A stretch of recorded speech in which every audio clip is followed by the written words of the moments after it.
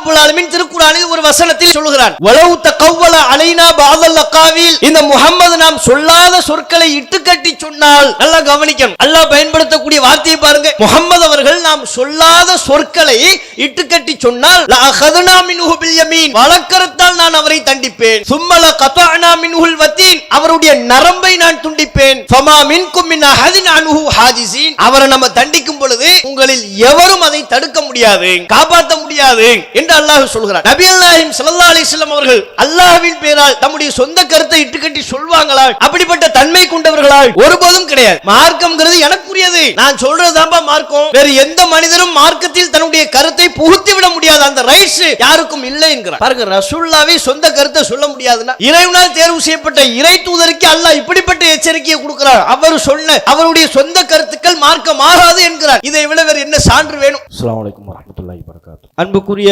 சகோதர சகோதரிகளே, மனித கருத்துக்கள் மார்க்கமாகுமா என்கிற தலைப்பு வழங்கப்பட்டிருக்கிறது. இந்த தலைப்பு வழங்கப்பட்டிருப்பதனுடைய நோக்கம், முஸ்லிம்கள் இன்றைய கால சூழ்நிலையில மார்க்கத்தின் அடிப்படையை பற்றி சரியாக புரியாமல் இருக்கிறார்கள். யார் சொன்னாலும் மார்க்கம் என்று தவறான முறையில் நம்பக்கூடியவர்களாக இருக்கிறார்கள். மார்க்கத்தினுடைய சரியான வரையறையை அறிந்து கொள்ளாத காரணத்தினால் இமாம்கள் ஒன்று சொன்னாலும் மார்க்கம், பெரியார்களின் பெயரால் ஒன்று சொல்லப்பட்டால் அதையும் மார்க்கம் என்று நம்புகிறார்கள், முன்னோர்கள் ஒன்றை சொன்னால் அதுவும் மார்க்கம் என்று நம்புகிறார்கள்.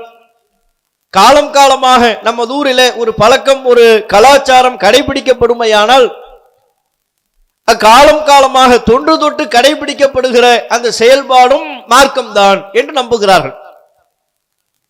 அப்ப யார் எதை சொன்னாலும் மார்க்கம் என்று நம்பக்கூடிய இந்த போக்கு முஸ்லிம்கள் மத்தியிலே காணப்படுவதற்கு என்ன காரணம்? மார்க்கத்தினுடைய அடிப்படை என்ன, மார்க்கத்தினுடைய சரியான வரையறை என்ன, அதை புரிந்து கொள்ளாமல் இருக்கிறார்கள். இன்றைக்கு இஸ்லாத்திற்கு புறம்பான பல்வேறு விதமான செயல்பாடுகள் முந்தைய உரையில் கூட உங்களுக்கு சொல்லப்பட்டது. தர்காவை, சமாதியை வழிபாடு செய்ய துவங்கக்கூடிய அந்த செயல்பாடு, தாயத்து, தகடு, இது போன்று இஸ்லாத்திற்கு விரோதமான ஏராளமான காரியங்கள். மௌலிது ஓதுவதாக இருந்தாலும் சரி, மீலாது விழாக்கள் கொண்டாடுவதாக இருந்தாலும் சரி, கந்தூரி விழாக்கள் என்கிற பேரில் இஸ்லாத்திற்கு புறம்பாக பல்வேறு அனாச்சாரங்களில் ஈடுபடுவது, இவை எல்லாவற்றையும் மார்க்கம் என்று செய்து கொண்டிருக்கிறார்கள். இது ஒரு பக்கம்.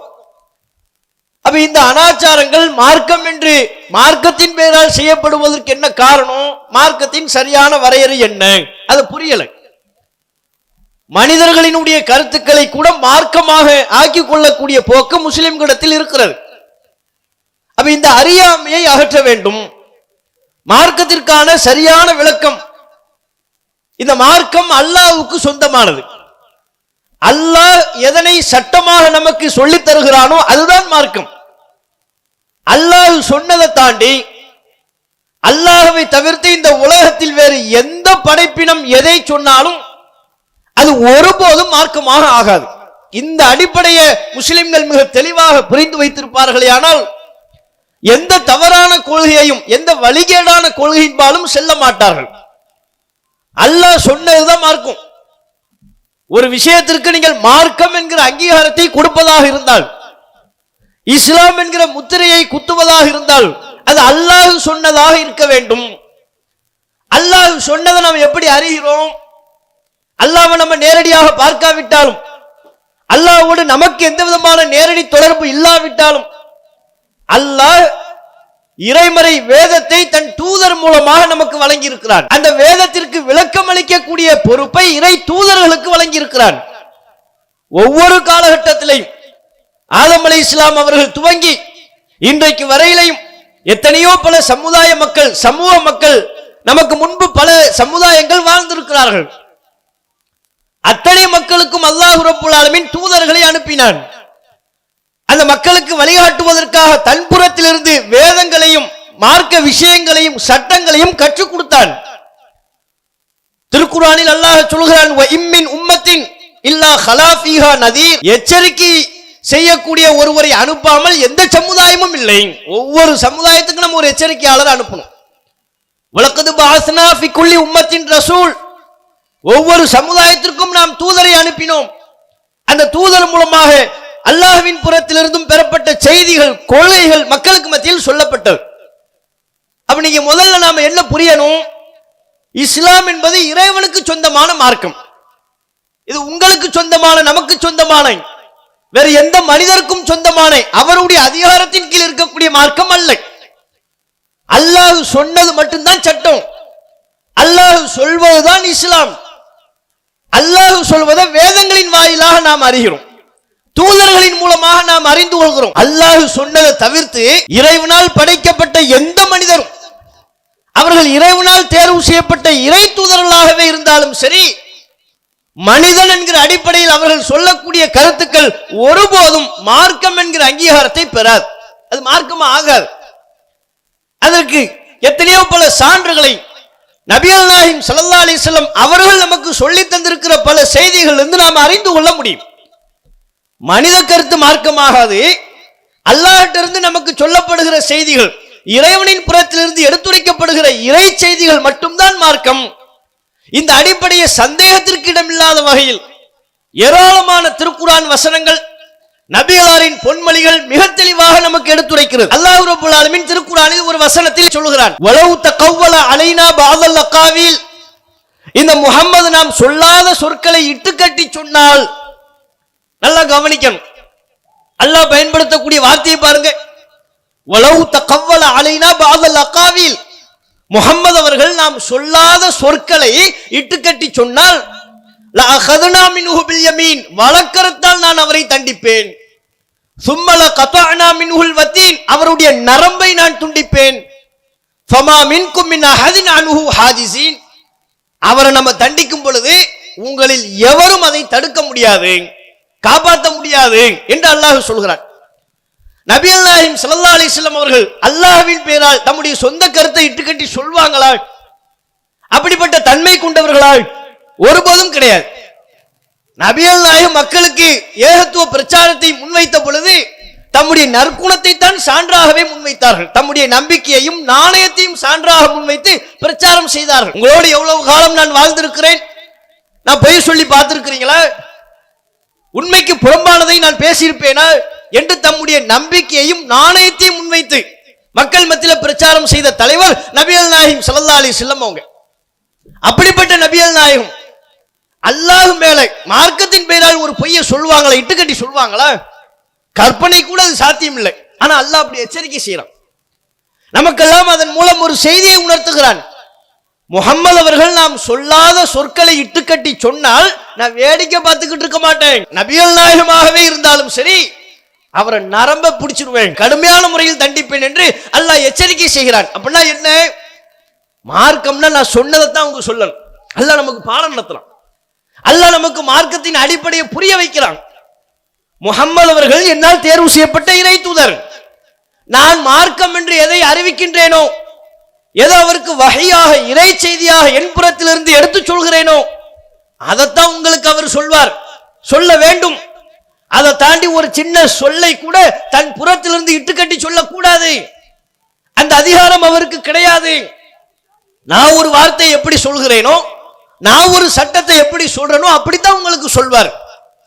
அதுக்கு மாத்தமா நான் சொல்லாத விதத்தில் சொல்வாரையானால், நான் சொல்லாத கருத்துக்களை சொன்ன அவர் நாடி நரம்பையெல்லாம் நான் தரித்து விடுவேன் என்று அல்லாஹ் எச்சரிக்கை செய்யறான். அப்படின்னா என்ன?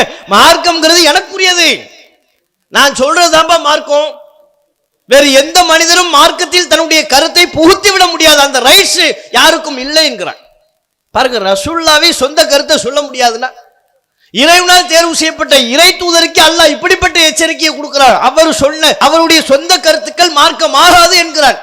இதை விட வேறு என்ன சான்று வேணும்? நபிகள் நாயகம் அவர்கள் இறைவனின் புறத்திலிருந்து எடுத்துரைக்கப்படுகிற வேத வசனங்களை மக்கள் மத்தியில் எடுத்து சொன்னார்கள். குர்ஆன் வசனங்களை பிரச்சாரம் பண்ணாங்க. அப்ப இணை வைப்பாளர்கள்லாம் கேட்டாங்க. ரசூலுல்லாஹ்விடத்துல ஒரு கோரிக்கையை முன்வைத்தார்கள். அல்லாஹ் அந்த குர்ஆன்ல நமக்கு எடுத்து சொல்கிறான். நபிகள் நாயகம் அவர்கள் குர்ஆன் வசனங்களை மக்கள் மத்தியில் சொல்லுகின்ற பொழுது இணை வைப்பாளர்கள் என்ன சொன்னார்கள்? முஹம்மதே, இந்த குர்ஆனை நீங்க சொல்றதை நாங்க ஏத்துக்க மாட்டோம். இத்தி பி குர்ஆனின் கைரி ஹாதா, இது அல்லாத இன்னொரு குர்ஆனை கொண்டு வாங்க. அவ் பத்தில்ஹு, அல்லது இப்ப நீங்க சொன்ன இந்த குர்ஆன்ல சில மாறுதல்களை பண்ணுங்க, சேஞ்ச் பண்ணுங்க, இல்லாம நாங்க இதை ஏற்றுக்கொள்ள மாட்டோம் என்று சொன்னார்கள். அவங்க நோக்கம் ஏற்றுக்கொள்ள வேண்டும் என்பது அல்ல, விதண்டாவதம் பேசுவது. நபிகள் நாயகம் அவர்களிடம் அவர்கள் சொன்ன செய்தியை மறுத்து ஏதாவது பேசணும், அதுக்காக சொல்லுகிறார்கள் இந்த வேறு குர்ஆனை எங்களுக்கு கொண்டு வாங்க, அல்லது இந்த குர்ஆன்ல ஏதாவது மாற்றத்தை உண்டு பண்ணுங்கள், மாற்றம் பண்ணுங்க அப்படின்னு கோரிக்கை வைக்கிறாங்க. அப்ப அல்லாஹ் ரப்பல் ஆலமீன் நபிகள் நாயகத்திற்கு பதில் சொல்ல சொல்றான். நபியே, என்ன கோரிக்கை வச்சுக்கிட்டு இருக்கிறான்? வேறு குர்ஆனை கொண்டு வாங்குங்கிறான், குர்ஆன்ல மாற்றத்தை உண்டாக்குங்கள் என்று சொல்கிறான். தெளிவா உங்களுக்கு சொல்லுங்க. குல், நபியே நீங்கள் சொல்லுங்கள், மா யகூனு லி அன் உபத்திலஹு மின் தில்காஇ நஃப்ஸி, என் புறத்திலிருந்து எந்த மாறுதலையும் செய்யக்கூடிய அதிகாரம் எனக்கு இல்லை, தெளிவா டிக்ளேர் பண்ணுங்க. இப்ப அல்லாஹ் சொன்னது தான் நான் எடுத்து சொல்ல முடியும். அந்த அல்லாஹ்வுடைய தூதராக நான் இருக்கிறேன், இறைவனின் புறத்திலிருந்து எனக்கு வேத அறிவிப்புகள் வருகிறது, அதை மக்கள் மன்றத்தில் எடுத்துரைக்கிறேன், அதுதான் எனக்கு வழங்கப்பட்டிருக்கிற பொறுப்பு. நானா சுயமா என்னுடைய சொந்த கை காலில் இருந்து எதையுமே நான் எடுத்து சொல்ல இயலாது, எந்த மாற்றத்தையும் செய்யக்கூடிய அதிகாரம் எனக்கு இல்லை. நபி இதை தெளிவா சொல்லிருங்க. மா யகூனு லி, எனக்கு அதிகாரம் கிடையாது. அன் உபத்திலஹு மின் தில்காஇ நஃப்ஸி, என் புறத்திலிருந்து நானாக சுயமாக மாற்றம் செய்யக்கூடிய அதிகாரம் எனக்கு இல்லை. இன் அத்தபிஉ இல்லா மா யூஹா இலை, அல்லாஹ்வின் புறத்திலிருந்து எனக்கு எது வஹியாக அறிவிக்கப்படுகிறதோ அதைத்தான் நானே ஃபாலோ பண்ணணும். ரசூலுல்லாஹ் அல்லாஹ் சொல்றான் பாருங்க. நான் என்னப்பா புதுசா ஒரு பாதையை கண்டுபிடிச்சு ஃபாலோ பண்ண முடியுமா? நான் புதிதாக ஒரு பாதையை உருவாக்க முடியுமா? நீங்கள்லாம் எந்த பாதையில போகணும்னு நான் சொல்கிறேனோ, அல்லாஹ் நமக்கு உத்தரவிடுகிறானோ அதே பாதையில் தான் நானும் வந்தாகணும். வஹியத்தான் நீங்களும் பின்பற்றணும், அதே வஹியை அதே இறை செய்தியைத்தான் நானும் பின்பற்றணும். அல்லாஹ் உத்தரவு போடுவான், அவன் தான் இந்த மார்க்கத்தின் எஜமானன், மார்க்கத்தின் உரிமையாளன். அவன் உத்தரவு போடக்கூடிய இடத்தில் இருக்கிறான், நாம் அனைவரும் அதனை பின்பற்றக்கூடிய இடத்தில் இருக்கிறோம். இறைவனின் புறத்திலிருந்து எனக்கு எது உத்தரவாக சொல்லப்படுகிறதோ அதைத்தான் நானே பின்பற்றி ஆகணும். எப்ப எந்த இடத்துல அல்லாஹ் இதை சொல்ல சொல்றாள்? குர்ஆன்ல ஏதாவது சேஞ்ச் பண்ணுங்க, இணை வைப்பாளர்கள் கோரிக்கையை முன்வைத்த பொழுது, அல்லது வேறு குர்ஆனை கொண்டு வாருங்கள் என்று சொன்ன பொழுது அல்லாஹ் இந்த பதில சொல்ல சொல்றான். அந்த ரைட்ஸ் எனக்கு இல்லை, அல்லாஹ் சொன்னதை நானே கேட்கணும். அப்ப நபிகள் நாயகம் ஸல்லல்லாஹு அலைஹி வஸல்லம் அவர்களின் நிலை, அல்லாஹ் சொன்னதைத்தான் நம்ம பின்பற்ற வேண்டும். நானாக எந்த ஒரு கருத்தையும் மார்க்கத்தின் பெயரால் சொல்ல முடியாத அந்த அதிகாரம் எனக்கு இல்லை, மிக தெளிவாக எடுத்துரைக்கிறார்கள். ரசூலுல்லாஹ்வுடைய மற்றும் ஒரு செயல்பாட்டை நீங்க பாருங்க. இதெல்லாம் இஸ்லாத்தினுடைய அடிப்படைங்க. இஸ்லாத்தினுடைய இந்த அடிப்படையில் நம்ம தெளிவா இருந்திருக்கும். ஆனால் இன்றைக்கு இஸ்லாத்தின் பெயரால் என்னென்ன அனாச்சாரங்கள்லாம் அரங்கேற்றப்படுகிறதோ, மார்க்கத்திற்கு விரோதமா என்னென்ன வழிகட்ட கருத்துக்கள், தவறான கருத்துக்கள் பிரச்சாரம் செய்யப்படுகிறதோ அது எதுவுமே இருக்காது. இந்த அடிப்படையை முஸ்லிம்கள் தெளிவாக புரிந்து கொள்வார்கள், ஆனால் அந்த வழிகேட்டிலிருந்து தானாக விலகி வந்து விடுவார்கள். மார்க்கம் அல்லாஹ்வுக்குள்ள, அல்லாஹ் மட்டும் தானே சட்டம் சொல்ல முடியும். வேற எந்த மனிதரும் தன்னுடைய கருத்தை மார்க்கம்னு சொல்ல முடியாத அந்த ரைட்ஸ் அல்லாஹ் கொடுக்கலையே, தூதருக்கு அல்லாஹ் கொடுக்கலையே. யோசிச்சு பார்க்கணும், ரசூலுல்லாஹ்வுக்கு அந்த அதிகாரத்தை அல்லாஹ் கொடுக்கணும், வேற யாருக்கு அல்லாஹ் கொடுப்பான்? நபிகள் நாயகத்தை விட வேற யாருக்கும் அல்லாஹ் அந்த அதிகாரத்தை கொடுத்துருவானா? நீங்க சொன்ன மார்க்கம்னு வைத்துக் கொள்ளுங்கள், நீங்க சொன்ன மார்க்கம்னு வைத்துக் கொள்ளுங்கள் என்று பெரியார்களுக்கு சொல்லிடுவானா? இறைநேசர்கள் என்று மனிதர்கள் யாரை போற்றுகிறார்களோ அவர்களுக்கு அல்லாஹ் சொல்லிடுவானா? முன்னோர்களுக்கு அல்லாஹ் சொல்லிடுவானா? அல்லது நபித்தோழர்களுக்கு அபூபக்கர் அவர்களுக்கோ உமர் அவர்களுக்கோ அல்லாஹ் சொல்வானா? நாம உயிரை விட மேலா நேசிக்கிற நபிகள் நாயகத்துக்கு அந்த அதிகாரம் இல்லை, அல்லாஹ் தான் சொல்லணும். நீங்க பார்க்கலாம், ஒரு முறை நபிகள் நாயகம் ஸல்லல்லாஹு அலைஹி வஸல்லம் அவர்கள் இந்த கிப்லாவினுடைய மாற்றம் தொடர்பான சட்டம் நமக்கு நன்றாகவே தெரியும். ஆரம்பத்தில் எது கிப்லாவாக இருந்தது? காபத்துல்லாவை முன்னோக்கி தொழுமாறு அல்லாஹ்வின் புறத்திலிருந்து உத்தரவு வருவதற்கு முன்பு குறிப்பிட்ட சில மாதங்கள், 17-18 மாதம் சுமார், பைத்துல் முகத்தஸை முன்னோக்கி, ஜெருசலமை முன்னோக்கி தொழக்கூடிய ஒரு நிலைதான் இருந்தது. அல்லாஹ்ட்ட இருந்து அதுதான் உத்தரவு. பைத்துல் முகத்தஸை முன்னோக்கி தான் ரசூலுல்லாஹ் தொழுகிறாங்க. ரசூலுல்லாஹ்வை பின்பற்றி முஸ்லிம்களும் தொழுகிறார்கள். அப்படி தொழுது கொண்டிருக்கிற காலகட்டத்திலே அந்த குறிப்பிட்ட இடையே ஒரு 17-18 மாசம் அடிக்கடி ரசூலுல்லாஹ் வானத்தை நோக்கி பார்க்கிறாங்க. பைத்துல் முகத்தஸை முன்னோக்கி தொழுகிறாங்க, அடிக்கடி வானத்தை நோக்கி பார்க்கிறாங்க. அல்லாஹ்வின் புறத்திலிருந்து சட்டம் வருது. அல்லாஹ் வசனத்தை அருள்கிறான், நபியே கது நரா தகல்லுப வஜ்ஹிக ஃபிஸ் ஸமா, அடிக்கடி நீங்க வானத்தை நோக்கி பார்க்கிறத நாம பார்த்துட்டோம், நாம் அறிகிறோம். நீங்க அடிக்கடி வானத்தை நோக்கி பார்க்கறீங்க, என்ன காரணம், என்ன நோக்கம்? அல்லாஹ்ட்ட இருந்து சட்டம் வராதா? ரசூல்லா பைத்துல் முகத்தஸ முன்னோக்கி தொழுதாலும் அல்லாஹ்வினுடைய உள்ளூர விருப்பம் என்ன தெரியுமா? காபத்துல்லாவை முன்னோக்கி தொழுதா நல்லா இருக்குமே. பலஸ்தீன்ல உள்ள பைத்துல் முகத்தஸ முன்னோக்கி தொழுகிறார்கள். ரசூலுல்லாவுடைய உள்ளூர விருப்பம் மக்காவில் இருக்கிற காபத்துல்லாவை முன்னோக்கி தொழ வேண்டும். அதான் நபிகள் நாயகத்துடைய விருப்பமா இருந்துச்சு. காபத்துல்லாவை முன்னோக்கி தொழுதா நல்லா இருக்குமே. அது நம்ம மாற்ற முடியாது, ரசூலுல்லாஹ் சுயமா மாற்ற முடியாதுல்ல. வானத்தை நோக்கி பார்க்கறாங்க, வஹி வராதா? அல்லாஹ் அந்த சட்டத்தை சொல்ல மாட்டானா? இறைவன் மாற்ற மாட்டானா அப்படின்னு வானத்தை நோக்கி பார்க்கறாங்க. அப்ப அல்லாஹ் சொல்றான், கது நரா தகல்லுப வஜிஹிக ஃபிஸ் ஸமா ஃபலனுவல்லியன்னக கிப்லத்தன் தர்தாஹா. நபியே, அடிக்கடி நீங்க வானத்தை நோக்கி பார்க்கறீங்க, இப்போது நீங்கள் பொருந்திக் கொள்ளக்கூடிய கிப்லாவை முன்னோக்கி உம்மை நாம் திருப்புகிறோம்ங்கறாங்க. இப்ப திரும்பிக்கங்க. ஃபவல்லி வஜ்ஹக ஷத்ரல் மஸ்ஜிதில் ஹராம். இப்போதிலிருந்து காபத்துல்லாவை முன்னோக்கி தொழுங்க அல்லாஹ் சொல்றான். இதுல இருந்து முஸ்லிம்கள் என்ன பாடத்தை புரியணும்? அந்த பாடத்தை புரியாமல் இருக்கிறார்கள். நபிகள் நாயகம் ஸல்லல்லாஹு அலைஹி வஸல்லம் அவர்கள் இந்த கிப்லா மாற்றத்தினுடைய சட்டத்தை நமக்கு சொல்லித் தருகிறார்கள் அல்லவா? குர்ஆன்ல இந்த வசனத்தை அருளி அல்லாஹ் ரப்பல் ஆலமீன் நமக்கு உணர்த்துகிறான் அல்லவா? அதிலிருந்து என்ன பாடத்தை பெற வேண்டுமோ அந்த பாடத்தை பெற்றார்களா? இஸ்லாத்தில் இல்லாத ஏராளமான அனாச்சாரங்கள் எல்லாம் செஞ்சுக்கிட்டு இருக்கிறாங்க. விண்ணுலக பயணம் போனது ரஜப் மாசம் 27 அப்படின்னு மேராஜ் இரவுங்கிற பேர்ல, அதன் பேர்ல பல நோன்புகள், அதன் பேர்ல பல்வேறு சிறப்பு தொழுகைகள், ரசூலுல்லாஹ் கற்றுத்தராத காட்டி தராத பல வணக்க வழிபாடுகள் அதன் பேர்ல செய்து கொண்டிருக்கிறார்கள். இதெல்லாம் இஸ்லாத்தில் இல்லாத. ரசூலுல்லாஹ் அப்படி நமக்கு சொல்லித் தரல. உரிய பாடம், அடிப்படையான பாடம் என்ன? ரசூலுல்லாஹ் விரும்பினா கூட தன்னுடைய சுய விருப்பத்தின் பேரில் எதையுமே செய்ய இயலாது. ரசூலுல்லாஹ்வுக்கு விருப்பம் காபத்துல்லாவை முன்னோக்கி தொழுகணும்னு, ஆனா உடனடியா திரும்ப முடியல. காபத்துல்லாவை முன்னோக்கி தொழ முடியல. ஏன்? மார்க்க சட்டங்கிறது மனித கருத்து கிடையாது. இல்லை, மனிதர்களின் கருத்து மார்க்க சட்டம் ஆக முடியாது. நபிகளாருடைய சொந்த விருப்பம் என்பது மார்க்கமாக ஆகாது. அல்லாஹ் சொல்லணும், அல்லாஹ் சொல்றதுதான் சட்டம். அல்லாஹ் எப்போது சொன்னானோ அப்போதுதான் காபத்துல்லாவை முன்னோக்கி நபிகள் நாயகம் தொழுதார்கள் என்பதை பார்க்கணும். இந்த நிகழ்வுகள்லாம் ரொம்ப தெளிவா நமக்கு சொல்லுது. நபிகளார்கள் அல்லாஹ்வின் தூதராகவே இருந்தாலும் சரி, அவங்களுடைய சொந்த விருப்பமோ சுய கருத்தோ மனிதன் என்கிற அடிப்படையில் அவர்கள் சொல்லக்கூடிய சொந்த கருத்துக்களோ ஒருபோதும் மார்க்கமா ஆகாது.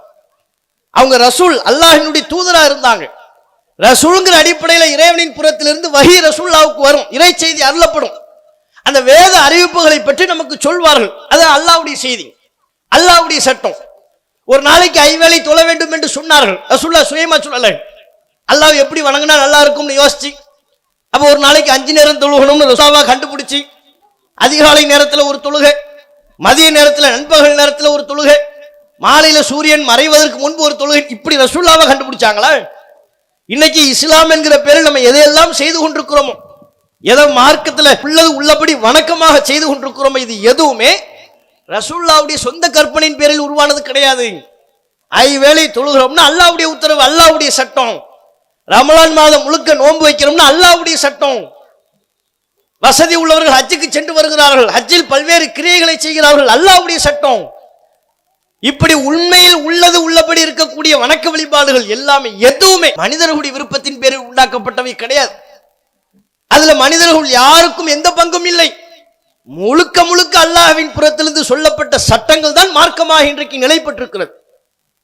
இந்த மார்க்கத்தின் உரிமையாளன் அல்லாஹ் மட்டும்தான். இவ்வளவு தெளிவாக அல்லாஹ் ரப்பல் ஆலமீன் நமக்கு உணர்த்தி இருக்கிறான். நபிகள் நாயகம் ஸல்லல்லாஹு அலைஹி வஸல்லம் அவங்க இன்னொரு முறை கூட ஒரு நிகழ்வு நடைபெறுகிறது. புகாரில் இந்த ஹதீஸ் பதிவு செய்யப்பட்டிருக்கிறது. நபிகள் நாயகம் மக்களுக்கு அல்லாஹ்வுடைய பாதையில் ஒருவர் தம்முடைய குதிரையை அர்ப்பணித்தார். குதிரை இருக்குல்ல, அந்த காலத்துல வாகனமா அதுதான் இருந்துச்சு, மதிக்கத்தக்க வாகனமா ஒட்டகம், குதிரை அவையெல்லாம் இருந்தது. அல்லாஹ்வுடைய பாதையில் ஒருவர் தம்முடைய குதிரையை அர்ப்பணித்து விட்டால் அதன் மூலம் அவர் என்னென்ன நன்மைகளை எல்லாம் பெறுவார் என்கிற சிறப்பை நபிகள் நாயகம் எடுத்து சொல்கிறார்கள். நீ அல்லாஹ்வுடைய பாதையில் மக்களுக்காக நடைபெறுகிற போரில் இறைவனின் பாதையில் பங்கெடுப்பதற்காக ஒரு குதிரையை தயார்படுத்தினால் அந்த குதிரைக்கு நீ போடக்கூடிய தீனி உனக்கு நன்மையாக அமையும். அந்த குதிரையை எவ்வளவு நேரம் காத்து கொண்டிருக்கிறதோ அதனுடைய நடை அது நன்மையாக மாறும். அது பயிர்களை மேய்வது அது கூட நன்மையா மாறும். தண்ணீர் அருந்துவது கூட உனக்கு நன்மையா மாறும். அது சாணம் போட்டா கூட உனக்கு நன்மைங்கிறாங்க. ரசூலுல்லாஹ் சொல்றாங்க, மக்களை காப்பதற்காக நடைபெறுகிற போரில் உன்னுடைய குதிரையை நீ பங்கெடுக்க வைத்தால், அதற்காக வேண்டி உன்னுடைய குதிரையை நீ தயார்படுத்தினால் எல்லாமே உனக்கு நன்மையா மாறும். அது தண்ணி குடிச்சா கூட உனக்கு நன்மை, அது சாணம் போட்டா கூட உனக்கு நன்மை, அதுக்கு நீ தீனி போட்டா அதன் தீனி என்று கணக்கு கிடையாது, அது கூட உனக்கு நன்மையா மாறும்னு குதிரையை பற்றி அல்லாஹ்வுடைய பாதையில் அர்ப்பணிப்பதனுடைய சிறப்பை ரசூலுல்லாஹ் எடுத்து சொல்லிக்கிட்டு இருக்கிறாங்க. சொல்லி முடிக்கிறாங்களா, உடனே ஒரு சஹாபி கேட்கிறாங்க, அல்லாஹ்வின் தூதரே இவ்வளவு நேரம் குதிரையை பத்தி சொன்னீங்க, சரி குதிரையை அல்லாஹ்வுடைய பாதையில் அர்ப்பணித்தா என்னென்ன நன்மையெல்லாம் கிடைக்கும், நீங்க எதுவெல்லாம் நன்மையாக மாறும் என்று சொன்னீர்கள், அதே மாதிரி என்னிடத்துல ஒரு கழுதை இருக்கிறது, அந்த கழுதையை அல்லாஹ்வுடைய பாதையில் அர்ப்பணித்தால் இதே நன்மை நமக்கு கிடைக்குமா அப்படின்னு கேட்கிறாங்க. எப்படி கேள்வி? ரசூலுல்லாஹ் சொன்னது குதிரையை பத்தி. இப்ப சஹாபி ரசூலுல்லாஹ்விடத்துல கேள்வி கேட்கிறாங்க, இதே மாதிரி ஒரு கழுதையை அல்லாஹ்வுடைய பாதையில் அர்ப்பணிக்கிறேன், மக்கள் பயன்பாட்டுக்காக நற்காரியங்களுக்காக அர்ப்பணிக்கிறேன், அப்ப நீங்க சொன்ன இந்த எல்லா நன்மை குதிரைக்கு என்னென்ன நன்மையெல்லாம் இருக்குன்னு சொன்னீங்களோ அந்த நன்மையெல்லாம் எனக்கு கழுதைக்கு கிடைக்குமா அப்படின்னு கேட்கிறாங்க. புகார்ல பதிவு செய்யப்பட்டிருக்கிற ஹதீஸ். அப்ப நபிகள் நாயகம் ஸல்லல்லாஹு அலைஹி வஸல்லம் அவங்க என்ன தெரியுமா சொன்னாங்க? ரசூலுல்லாஹ் சொன்ன வார்த்தை ரொம்ப ரொம்ப அற்புதமான வார்த்தை. கழுதை தொடர்பா அல்லாஹ் எனக்கு எந்த ஒரு சட்டத்தையும் அருளவில்லை அப்படின்ட்டாங்க. கழுதை தொடர்பா நீ கேட்கிறேன், அல்லாஹ் குதிரையை பத்தி சொன்னாள், அதனால தான் நான் குதிரையை பத்தி சொல்லிக்கிட்டு இருக்கிறேன். மா அன்ஸலல்லாஹு அலைய ஃபில் ஹுமுர், கழுதை தொடர்பாக இந்த விஷயத்துல அல்லாஹ் எனக்கு எதையுமே சொல்லல, அது எனக்கு அறிவிக்கப்பட்ட வகையில இல்லை, அறிவிக்கப்பட்ட வேத செய்தியில் இல்லை அப்படின்னு சொல்லிட்டு, இருந்தாலும் குர்ஆன்ல ஒரு வசனம் இருக்கு, ஏற்கனவே அருளப்பட்ட வசனத்திலிருந்து ஒரு வசனத்தை நபிகள் நாயகம் அவர்கள் மேற்கோள் காட்டுகிறார்கள். எனக்கு அல்லாஹ் சொன்னது குதிரையை பத்தி தான், கழுதையை பத்தி அல்லாஹ் எனக்கு சொல்லல, அல்லாஹ் சொல்லாம நான் சொல்ல முடியாது, ஆனா குர்ஆன்ல ஒரு வசனம் இருக்கிறது, அதை நான் இந்த நேரத்தில் உங்களுக்கு நினைவூட்டுகிறேன். அந்த வசனத்தை ரசூலுல்லாஹ் ஓதி காட்டுகிறார்கள். ஃபமை யஅமல் மிஸ்கால தர்ரத்தின் கைரை யரா வமை யஅமல் மிஸ்கால தர்ரத்தின் ஷர்ரை யரா, அணுவளவு நன்மை யார் செய்தால் அந்த நன்மைக்குண்டான பலனையும் அவர் அனுபவிப்பார், அணுவளவு ஒருவர் தீமை செய்தாலும் அதன் பலனையும் அவர் காண்பார். நீ சின்னதா என்ன நன்மை பண்ணாலும் அல்லாஹ் உன்னை கணக்குல இருந்து விட்டுற மாட்டான்பா, நீ செய்த நன்மைகளுக்கு உண்டான கூலி அல்லாஹ்விடத்துல பெற முடியும், கண்டிப்பா உனக்கு நன்மை இருக்கு, நீ கவலைப்படாத, அந்த நன்மையை நீ இழக்க மாட்டாய், இப்படி வசனம் இருக்குல்ல, அந்த வசனம் உனக்கு போதுமானதுங்கிறாங்க. அப்ப நீங்க நன்றாக கவனிக்கணும். அல்லாஹ்வின் தூதர் குதிரையை பற்றி சொல்லுகின்ற பொழுது ஒருத்தர் கழுதையை பத்தி கேட்கிறார், அது பத்தி எனக்கு வஹீல இல்லையே, அது பத்தி அல்லாஹ் எனக்கு எதுவுமே சொல்லலையே, அல்லாஹ் சொல்லாம நானா எப்படி சொல்வது, என்னுடைய கருத்தை நான் எப்படி மார்க்கம்னு சொல்ல முடியும், குர்ஆன்ல தான் வசனம் இருக்கு, அணுவளவு நன்மை செய்தாலும் உனக்கு நன்மை உண்டு, அந்த நன்மையும் அல்லாஹ் கணக்கில் எடுத்துக்கொள்வான், அது உனக்கு போதும்ங்கிறாங்க. அப்ப இப்படி ஏராளமான நூற்றுக்கணக்கான சம்பவங்கள் இருக்கு. நபிகள் நாயகம் தொடர்பில் தனக்கு மார்க்கத்தின் பேரால் என்னுடைய சொந்த கருத்தை நான் சொல்ல இயலாது என்பதை வெளிப்படுத்தக்கூடிய நூற்றுக்கணக்கான சம்பவங்கள், நூற்றுக்கணக்கான நிகழ்வுகள் இருக்கு. ஒரு வார்த்தையை கூட ரசூலுல்லாஹ் மார்க்கம்னு சொல்லிட முடியாது, அல்லாஹ் என்ன சொன்னாலும் அதை அப்படியே எடுத்து சொல்லணும், அவ்வளவுதான். ஒரு வார்த்தையை மாத்துறது, ஒரு வார்த்தையை நீக்கிறது ரைட்ஸ் இல்ல, அந்த அதிகாரம் ரசூலுல்லாஹ்வுக்கு வழங்கப்படல. தூங்கும் போது ஓத வேண்டிய துஆவை ரசூலுல்லாஹ் ஒரு சஹாபி கத்துக் கொடுக்குறாங்க. அல்லாஹும்ம அஸ்லம்து வஜ்ஹி இலைக் வ ஃபவ்வல்து அம்ரி இலைக் வ அல்ஜஅது ظهري இலைக் ரஹபத வ ரஹபதன் இலைக் லா மல்ஜஅ வ லா மன்ஜஅ மின்க இல்லா இலைக் அல்லாஹும்ம ஆமன்து பி கிதாபிக்கல்லதி அன்ஸல்த வ பி நபிக்கல்லதி அர்ஸல்த. இது நம்ம தூங்கும் போது இறுதியா ஓதணும்னு ரசூலுல்லாஹ் நமக்கு சொல்லி தந்திருக்காங்க. நம்மளை பொறுத்தவரையும் தூங்கும் போது ஓதும் துஆனே ஒரு துஆ தான், என்னது? அல்லாஹும்ம பிஸ்மிக்க அமூத்து வாஹி, அவ்வளவுதான், அதை சொல்லிட்டா முடிஞ்சு போச்சு, அதோட மௌத்து தான். இவ்வளவு பெரிய துஆவா இதெல்லாம் தூங்கறதுக்கு முன்னால சொல்ல முடியுமா? இந்த துஆவை மனப்பாடம் பண்ண முடியுமா? நம்ம கேட்போம். ரசூலுல்லாஹ் இதைத்தான் இறுதியா சொல்லுங்கன்னாங்க. அல்லாஹும்ம பிஸ்மிக்க அமூத்து வாஹியா இருக்கு, அது தூங்கறதுக்கு முன்னால சொல்லணும். தூங்கும் போது இன்னும் பல்வேறு சுன்னத்துகளை கடைபிடிக்கணும்னு ரசூலுல்லாஹ் நமக்கு சொல்லி தந்திருக்கிறாங்க. நம்ம விரிக்கிற படுத்து உறங்குகிற விரிப்பை உதறணும்னு சொல்லி தந்திருக்கிறாங்க. குலுல்லாஹு அஹது, குலோது பிரபில் ஃபலக்கு, குலோது பிரபின் நாஸ், அதை ஓதணும்னு சொல்லி தந்திருக்கிறாங்க.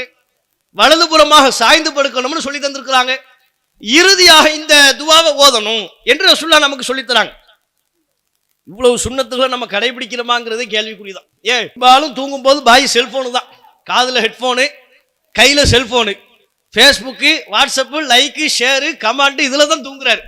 தூக்கத்துல கூட எத்தனை லைக் வந்துச்சு, நம்ம போட்ட கமெண்ட்டுக்கு அவன் லைக் பண்ணானா, நம்ம போட்ட பதிவுக்கு இவன் ஷேர் பண்ணானா, இப்படின்னு ஓடும். இதுவே பெண்களா தாய்மார்களா இருந்தால் சீரியல் பார்த்துக்கிட்டே தூங்கிடுறது, கையில் ரிமோட், டிவி ரிமோட்டு, அது பார்த்து 10:30 11 மணி இந்த சீரியல் ஓடும், அதை பார்த்துட்டு அப்படியே தூங்கிடுறது, முடிஞ்சு போச்சு. இந்த சுன்னத்துகளை எல்லாம் எங்க மக்கள் கடைபிடிக்கிறாங்க? எங்க நமக்கு நாமே கேள்விப்படுத்தணும், நம்மை நாமே சீர்தூக்கி பார்க்கணும், நம்முடைய செயல்பாடுகளை சீர்தூக்கி பார்க்கணும், எந்த அளவுக்கு நம்ம சுன்னத்துக்கு நெருக்கமா நம்முடைய வாழ்க்கையை அமைக்கிறோம்னு. அப்ப ரசூலுல்லாஹ் இந்த துஆவை சொல்லி கொடுக்குறாங்க. இதுதான்பா நீ கடைசி நீ சொல்லக்கூடிய இறுதி வார்த்தையா, இந்த துவா இருக்க வேண்டும். நம்ம ஆரம்பத்தில் சொன்னோம்ல, அல்லாஹும்ம அஸ்லம்து வஜ்ஹி இலைக் என்று துவங்கக்கூடிய அந்த துவா. அந்த துவாவினுடைய முழுமையா சொல்லி முடிச்ச உடனே அந்த சஹாபி என்ன செய்யறாரு, ரசூலுல்லாஹ் இடத்துல நான் திருப்பி சொல்றேன் சரியா இருக்கான்னு பாருங்கிறாங்க. ரசூலுல்லாஹ் சொல்லி கொடுத்துட்டாங்க. அதோட ரசூலுல்லாஹ்வுடைய பணி முடிந்து விட்டு தப்லீக் எடுத்துரைத்து விட்டாயிட்டு. ஆனா அது கற்றுக்கொண்ட அந்த நபி தோழர் ரசூலுல்லாஹ் இடத்துல சொல்றாங்க, அல்லாஹ்வின் தூதரை இப்ப நீங்க சொன்னதை நான் திருப்பி சொல்றேன், கரெக்டா இருக்கான்னு பாருங்கிறாங்க. நம்ம ஆட்களுக்கு இப்படி ஒரு துவாவை சொல்லி கொடுத்து நெல் இந்த துவாவை சொல்லிட்டு போன்னு சொன்னோம்னா அஸ்ஸலாமு அலைக்கும் பாய் பாப்பமான்னு கிளம்பிடுவார். துவா சொல்லி கொடுத்தீங்களா அதோட கிளம்புங்க. அது என்ன அந்த துவாவை சொல்லு இந்த துவாவை சொல்லு, இதெல்லாம் இப்பெல்லாம் நீங்க கட்டாயப்படுத்தக்கூடா இக்ராஹ பித்தீன்னுவார். மார்க்கத்தில் எந்த நிர்பந்தமும் இல்லை. அப்ப மட்டும் வசனங்கள் அள்ளி விடுவார். அவரே ஆர்வப்பட்டு சொல்றார், நான் திருப்பி சொல்றேன் கரெக்டா இருக்கான்னு பாருங்க. அவர் சொல்றார், ஆரம்பத்துல இருந்து கரெக்டா சொல்லிட்டு வர்றார். இறுதியில் அல்லாஹும்ம ஆமன்து பி கிதாபிக்கல்லதி அன்ஸல்த, இறைவா நீ அருளிய வேதத்தை நான் நம்பிக்கை கொண்டு விட்டேன். இது ரசூலுல்லாஹ் சொல்லி தந்த ஒரு வார்த்தை. ஒபி நபிக்கல்லதி அர்ஸல்த, நீ அனுப்பிய நபியையும் நான் நம்பிக்கை கொண்டு விட்டேன். இது ரசூலுல்லாஹ் சொல்லி தந்தது. அவர் என்ன திருப்பி சொல்றாரு, முந்தைய வார்த்தையை கரெக்டா சொல்லிவிட்டு இறுதி வார்த்தையில சின்ன ஒரு மாறுதலை செய்கிறார். ஒபி நபிக்கல்லதி அர்ஸல்த, இறைவா நீ அனுப்பிய நபியை நான் ஈமான் கொண்டு விட்டேன். அப்படி சொல்றதுக்கு பதிலா ஒபி ரசூலிக்கல்லதி அர்ஸல்தங்கிறார். நபின்னு ரசூலுல்லாஹ் சொன்ன இடத்தில் இவர் ரசூல்ங்கிற வார்த்தையை பயன்படுத்துறார். சொல்லக்கூடிய அந்த சஹாபி ஒரு ரசூலிக்கல்லதி அர்ஸல்த, நீ அனுப்பிய ரசூலை நான் நம்பிக்கை கொள்கிறேன் அப்படிங்கிறார். நபி என்றாலும் ரசூல் என்றாலும் வார்த்தையில வித்தியாசம் இருக்கிறதே ஒழிய கருத்து ரீதியா பெரிய மாறுபாடு கிடையாது. ரெண்டுமே கருத்து ரீதியா ஒண்ணுதான். நபியல் நாயகத்தை அல்லாஹ் நபின்னு சொல்றான், ரசூல்னு சொல்றான். இது போன்று ஏராளமான இறை தூதர்களை நபி என்றும் ரசூல் என்றும் அல்லாஹ் குறிப்பிடுகிறான். ரெண்டுக்கும் பெரிய வித்தியாசம் இல்லை. இருந்தாலும் அவர் ரசூலுல்லாஹ் சொன்ன அந்த வார்த்தையை மாத்தி சொல்லும் பொழுது நபியல் நாயகம் ஸல்லல்லாஹு அலைஹி வஸல்லம் அவங்க அங்கீகரிக்கல. இப்படி சொல்லாதப்பா, நான் என்ன சொல்லணும் அப்படியே திருப்பி சொல்லிட்டாங்க. ஒபி நபிக்கல்லதி அர்ஸல்த, இதான நான் சொல்லி தந்தது, இப்படியே சொல்லு. ஏன் துவாக்கள்ங்கிறது எதுவுமே ரசூலுல்லாஹ் சுயமா உருவாக்குறது இல்லை. இவங்க சுயமாக அரபியில எழுதுகிறார்கள், கவிதை எழுதுகிறார்கள், புத்தகம் எழுதுகிறார்களே, அது போன்ற ஒன்று கிடையாது. துவா என்பது அல்லாஹ்விலிருந்து வரக்கூடிய வஹி. இறைவன் நம்ம துவாக்களாக எதையெல்லாம் நம்ம சொல்லிக்கிட்டு இருக்கிறோம், ரசூலுல்லாஹ் நம்ம கற்றுத் தந்தார்களோ அது எல்லாமே அல்லாஹ்வின் புறத்திலிருந்து சொல்லப்பட்டவை. வஹி அது இறைவனின் புறத்திலிருந்து அறிவிக்கப்பட்டது. இறைவனின் புறத்திலிருந்து அறிவிக்கப்பட்டதுல ஒரு வார்த்தை மாற்றமாக இருந்தால் கூட அந்த அதிகாரம் உங்களுக்கு யாருக்கு இருக்கு? யாருக்குமே இல்லை. நபியல் நாயகத்துக்கே கிடையாது. அதனால ரசூலுல்லாஹ் சொன்னாங்க, சொன்னது அப்படியே சொல்லுப்பா, வஹீல என்ன இருக்கோ அதை அப்படியே சொல்லு, நான் என்ன சொல்லி தந்ததோ அதை அப்படியே சொல், மாற்றம் பண்ணாதே என்றார். பாருங்க, இதுதாங்க இஸ்லாத்தின் அடிப்படை. இந்த அடிப்படையை முஸ்லிம்கள் தெளிவா விளங்கிட்டாங்களா? நபியல் நாயகத்தை இறை தூதர் என்று நம்ம நம்புறோமே, கலிமா சொல்றோம், லா இலாஹ இல்லல்லாஹ் முஹம்மது ரசூலுல்லாஹ், வணக்கத்திற்குரியவன் அல்லாஹ் ஒருவனை தவிர வேறு யாரும் இல்லை. அப்படின்னா என்ன? அல்லாஹ் மட்டும்தான் நான் வணங்குவேன். அல்லாஹ்வின் இடத்துல வேறு யாரையும் கொண்டு போய் நான் நிறுத்த மாட்டேன். கல்லையோ மண்ணையோ மனுஷனையோ இறை நேசர்கள் மகான்கள் என்று சொல்லிக்கொண்டு யாரையும் அல்லாஹ்வுடைய இடத்துல நான் நிறுத்த மாட்டேன். அல்லாஹ்ட்ட தான் நான் பாவ மன்னிப்பு கேட்பேன். அல்லாஹ்வை தான் வணங்குவேன். அல்லாஹ்வுக்கு மட்டும்தான் சஜிதா செய்வேன். அல்லாஹ்ட்ட மட்டும்தான் துவா கேட்பேன். அல்லாஹ்வை மட்டுமே வணங்குவேன். அல்லாஹ்வின் இடத்தில் வேறு யாரையும் கொண்டு போய் நிறுத்த மாட்டேன். அதான் லா இலாஹ இல்லல்லாஹ். அது மாதிரி முஹம்மது ரசூலுல்லாஹ், முஹம்மது அவர்கள் அல்லாஹ்வின் தூதர். அப்படின்னா என்ன? நபியல் நாயகம் அவங்களுக்கு தான் அல்லாஹ்ட்ட இருந்து செய்தி வருது, அல்லாஹ்விடம் இருந்து வஹி வருகிறது. அல்லாஹ் சொன்ன செய்திகளை எல்லாம் நமக்கு சொல்லித் தராங்க. அவங்க சொல்லித் தரதை நான் கட்டுப்படுவேன். சமிஅனா அத்தானா, கேட்டோம் கட்டுப்பட்டோம். ரசூலுல்லாஹ்வுடைய இடத்துல வேற யாரையும் கொண்டு போய் நான் நிறுத்த மாட்டேன். இமாம்களையோ பெரியார்களையோ முன்னோர்களையோ சஹாபாக்களையோ யாரையும் நபி இடத்துல கொண்டு போய் நான் நிறுத்த மாட்டேன். இப்படிங்கிறதுல முஸ்லிம்கள் தெளிவா இருக்கணும். அப்ப இப்ப சொன்ன இந்த அடிப்படைகளை முஸ்லிம்கள் விளங்கி கொண்டார்களா? விளங்கி கொள்ளவில்லை என்பதைத்தானே காட்டுகிறது. மதுஹபுகளின் பெயரால் முஸ்லிம்கள் பிரிந்து கிடக்கிறாங்க. ஷாஃபி மதுஹபு, ஹனஃபி மதுஹபு என்கிறார்கள். அப்படின்னா என்ன? நான் ஷாஃபி இமாமை பின்பற்றுகிறேன், நான் அபூ ஹனீஃபா அவர்களை பின்பற்றுகிறேன் என்கிறார். ஷாஃபி இமாமை பின்பற்றுகிறேன், அபூ ஹனீஃபாவை பின்பற்றுகிறேன் என்றால் அதனுடைய பொருள் எது? எனக்கு ஷாஃபி இமாம் என்ன சொன்னாலும் அதுதான் மார்க்கம். அபூ ஹனீஃபா எதை சொல்கிறாரோ அதுதான் மார்க்கம். அது ஹதீஸ்ல இருக்கா இல்லையா பார்க்க மாட்டேன். அல்லாஹ்விடமிருந்து அருளப்பட்ட வஹீயில் இறை செய்தியில் இருக்கிறதா இல்லையா பார்க்க வேண்டிய அவசியம் இல்லை. அப்படித்தானே முஸ்லிம்கள் இருக்கிறாங்க. நீங்க பள்ளிவாசல்ல பாருங்க, பல்வேறு பள்ளிவாசல்கள்ல தமிழகம் புதுச்சேரி போன்ற இந்த பகுதிகளில் எல்லாம் பல பள்ளிவாசல்கள்ல போர்டு வச்சிருப்பாங்க, இது இந்த மதுஹபின் அடிப்படையில் தொழப்படுகிற பள்ளி, இங்கே இந்தந்த காரியங்களுக்கெல்லாம் அனுமதி இல்லைன்னு ஒரு பெரிய பட்டியலே இருக்கும். தொப்பி போடாமல் தொழுபவருக்கு இந்த பள்ளியில் தொழ அனுமதி இல்லை, விரலை ஆட்டி தொழுபவருக்கு இந்த பள்ளியில் தொழ அனுமதி இல்லை, நெஞ்சின் மீது தக்பீர் கட்டி தொழுபவருக்கு இந்த பள்ளியில் தொழ அனுமதி இல்லை. இரண்டாம் ஜமாத்து நடத்துவதற்கு இந்த பள்ளியில் அனுமதி இல்லை. விரலை ஆட்டி தொழுபவருக்கு அனுமதி இல்லை. ஏகப்பட்ட அனுமதி இல்லை. ஷாஃபி, ஹனபி, மாலிகி, ஹம்பல் என்று இந்த 4 மதுஹபுகளில் எந்த மதுஹபையும் சாராதவருக்கு இந்த பள்ளியில் தொழ அனுமதி இல்லை அப்படின்றாங்க. இந்த சட்டம்லாம் குர்ஆன்ல இருக்கா இல்லையான்னு பார்த்தாங்களா? ரசூல்லா நமக்கு சொல்லி தந்ததா இல்லையான்னு பார்த்தாங்களா? நம்ம ரசூல்லாவை தானே பின்பற்றணும். ரசூல்லா சொன்னது தானே மார்க்கம். பள்ளிவாசலுங்கிறது அல்லாஹ்வை வணங்கி வழிபடுவதற்குரிய இறை இல்லம், அல்லாஹ்வுடைய ஆலயம்.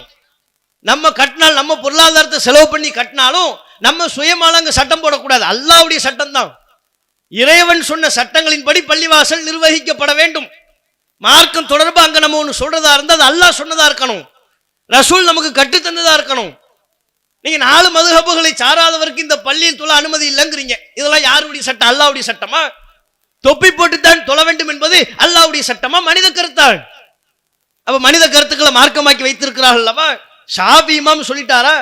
அபூ ஹனீஃபா பேரில் ஒன்று சொல்லப்படுகிறதா? அதைத்தான் நாங்க ஏத்துக்குவோம்.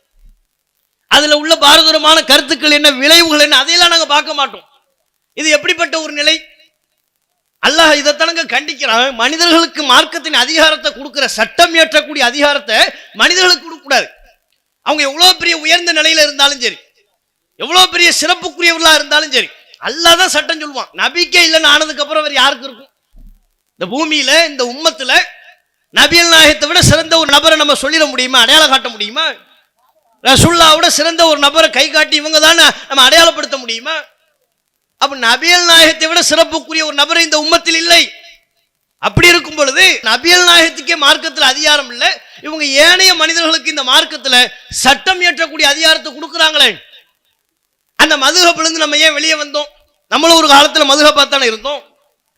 ஷாஃபி, ஹனபி இந்த 2 மதுஹப்ல ஒரு மதுஹப்ல தான் நாமும் இருந்தோம். அந்த மதுஹபின் அடிப்படையில் தான் தொழுது வந்தோம். அந்த மதுஹபின் அடிப்படையில் தான் நம்முடைய வழிபாடுகளை அமைத்துக் கொண்டோம். அறியாமையின் காரணத்தினால. சட்டங்கிறது அல்லாஹ்வுக்கு தான். அல்லாஹ் சொன்னதுதான் மார்க்கம். நபர் மனிதர்களுக்கு மார்க்கத்தை அல்லாஹ் சொன்னதை எடுத்து சொல்லக்கூடிய உரிமை தான் இருக்கிறதே ஒழிய அவங்க சொந்த கருத்தை மார்க்கமாக்கக்கூடிய அதிகாரம் இல்லை என்பதை தெரிந்ததற்கு பிறகு மதுஹபிலிருந்து வெளியே வந்தமா இல்லையா? இப்ப நம்மளை கேட்டா என்ன, நம்ம நீ ஷாஃபி மதுஹபா, ஹனஃபி மதுஹபான்னு கேட்டா என்ன சொல்லுவோம்? நான் எந்த மதுஹபும் கிடையாதுப்பா, அல்லாஹ் என்ன சொல்றேன்னு அதுதான், நபியல் நாயகம் என்ன சொல்கிறார்களோ அதுதான். இந்த மதுஹபிலிருந்து நம்ம வெளியே வருவதற்கு காரணமே இதுதான் அடிப்படை. அப்ப அந்த வழிகேட்டிலிருந்து நாம மீண்டு வந்து விட்டோம். ஆனா இன்றைக்கு பலரும் ஏனைய வழிகேடுகளை பற்றி அறியாதவர்களாக இருக்கிறாங்க. இன்றைக்கும் ஒரு சிலர் மதுஹப் என்கிற அந்த மாயையில் வீழ்ந்தவர்களாக மதுஹப்புகளின் பெயரால் தங்களுடைய செயல்பாடுகளை அமைத்துக் கொள்ளக்கூடியவர்களாக இருக்கிறாங்க. அதுபோக சலஃபிகள் என்று தங்களை அடையாளப்படுத்திக் கொள்பவர்கள், நாங்கள் தான் நவீன சலஃபிகள், தங்களை தாங்களே சலஃபின்னு சொல்லிக்கிறாங்க. சலஃப்னா என்ன அர்த்தம்? முன்னோர்னு அர்த்தம். சலஃப்னா முன் சென்றோர், முன்னோர் அப்படின்னு பொருள். அந்த வார்த்தையில் தங்களை அடையாளப்படுத்துறாங்க. நாங்க சலஃபிகள் அப்படின்னா என்ன? முன்னோர்களை நாங்க பின்பற்றுவோம். முன்னோர்கள் எந்த பாதையில போனாங்களோ அந்த பாதையில் தான் நாங்க போவோம். முன்னோர்கள் எதை மார்க்கம்னு சொன்னாங்களோ அதைத்தான் நாங்க மார்க்க சட்டமா மக்களுக்கு சொல்வோம். முன்னோர்கள் எதை நம்புனாங்களோ அதை நம்புவோம். முழுக்க முழுக்க முன்னோர். அவங்க முன்னோர்னு சொல்றது எது? ஒரு சில பேர், அந்த கூட்டத்தில் உள்ள ஒரு சில பேர் சஹாபாக்கள், சஹாபாக்கள் ஒன்னு சொல்லிட்டா மார்க்கம் அப்படிங்கிறாங்க. அந்த கூட்டத்திலே இன்னும் ஒரு சில பேர் சஹாபாக்கள்னா தனித்து ஒரு சஹாபி சொன்ன மார்க்கம் ஆகாது. அன்றைக்கு ரசூலுல்லாஹ்வுடைய காலத்துல ரசூலுல்லாஹ்வுக்கு பிறகு இருந்த எல்லா சஹாபாக்களும் சேர்ந்து ஒட்டுமொத்த சஹாபாக்கள் என்கிற உம்மத்தும் எதை சொல்வாங்களோ அது மார்க்கம் அப்படிங்கிறாங்க. அவங்களுக்கு இந்த சலஃபின்னு சொல்லிக் கொள்பவர்களுக்கு மத்தியிலேயே ஒரு ஒருமித்த நிலைப்பாடெல்லாம் கிடையாது. மார்க்கத்தை பற்றியான புரிதல் கிடையாது. அந்த சகோதரர்கள் கேட்டுக்கிட்டு இருந்தா நீங்க இதை சொன்னதுக்காக வேண்டி வருத்தப்படாதீங்க, தானே யதார்த்த உண்மை. உங்களுக்கு மார்க்கம் சொல்லக்கூடிய ஆட்கள்கிட்ட கேளுங்க. நீங்க சஹாபாக்களின் கருத்து மார்க்கம்ங்கிறீங்களே, ஒரு சஹாபி சொன்னா மார்க்கம் ஆகுமா? 2 சஹாபி சொன்னா மார்க்கம் ஆகுமா? 5 பேர் சொல்லணுமா, 10 பேர் சொல்லணுமா, அல்லது ஒட்டுமொத்த சஹாபாக்கள் கூட்டம் சொல்லணுமான்னு கேட்டா சலஃபுகள் என்று சொல்லிக் கொள்பவர்களையே ஒருமித்த பதில் வராது.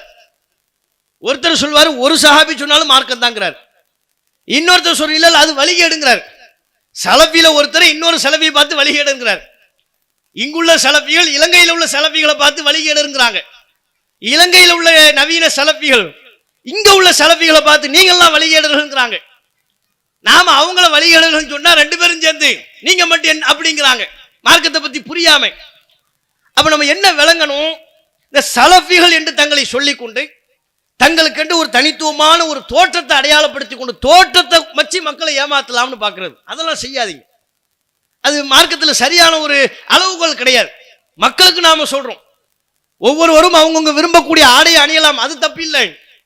சவுதி நாட்டில் இருக்கிறவர் அவர் கலாச்சாரத்திற்கு ஏற்ப அவர் விரும்பக்கூடிய ஆடையை அணிவார். தமிழ்நாட்டில் உள்ளவர் அவர் கலாச்சாரத்திற்கு ஏற்ப உள்ள ஆடையை அணிவார். காரைக்காலில் உள்ளவர் அவருக்கு அவங்க ஊர்ல என்ன பழக்கமோ என்ன வழக்கமோ அதற்கேற்ற ஆடையை அணிவார். அவங்கவுங்க விரும்பிய ஆடை அணிவதில் பிரச்சனை இல்லை. ஆனா மார்க்கத்துக்கு ஆடை அளவுகோல் ஆகுமா? தோற்றம் அளவுகோல் ஆகுமா? இவங்க என்ன எப்படியான ஒரு பிம்பத்தை உருவாக்குறாங்க? தலையில் அப்படி முக்காடெல்லாம் போட்டுக்கிட்டு பெரிய சவுதியில போடக்கூடிய அங்க அடிக்கிற குளிருக்கு அப்படி ஒரு ட்ரெஸ் போடுவாங்க. அவங்க கலாச்சாரம் அது. பெரிய தோப்பு மாதிரி ஒரு ட்ரெஸ்ஸை போடுவாங்க. இப்படி போட்டுக்கிட்டு வந்து மார்க்கம் சொன்னா தான் இப்போ தான்ப்பா கரெக்டாக சொல்றாங்க. இதுதான் நேர்வழி. அது இல்லை, தலையில தொப்பி இல்லை, ஜுப்பா இல்லை, பெரிய இந்த தலையில ஒரு முக்காடு போடுறாங்களே, அந்த முக்காடு இல்லைன்னு வைங்க, இவங்க சொல்ற மார்க்கத்தை நம்ம எப்படி ஏத்துக்கிறதுங்கிறாங்க. தோற்றம் மார்க்கத்தின் அளவுகள் ஆகுமா? ரசூலுல்லாஹ்வுடைய காலத்துல முனாஃபிகின்கள் தோற்றத்துல ரொம்ப சிறந்த தோற்றத்தை வெளிப்படுத்தக்கூடியவர்களா இருந்தாங்க. ரசூலுல்லாஹ்வை பார்த்து அல்லாஹ்வே சொல்றான், நபியே அவங்க தோற்றம்லாம் உங்களை கவர்ந்து விடும் என்கிறான்.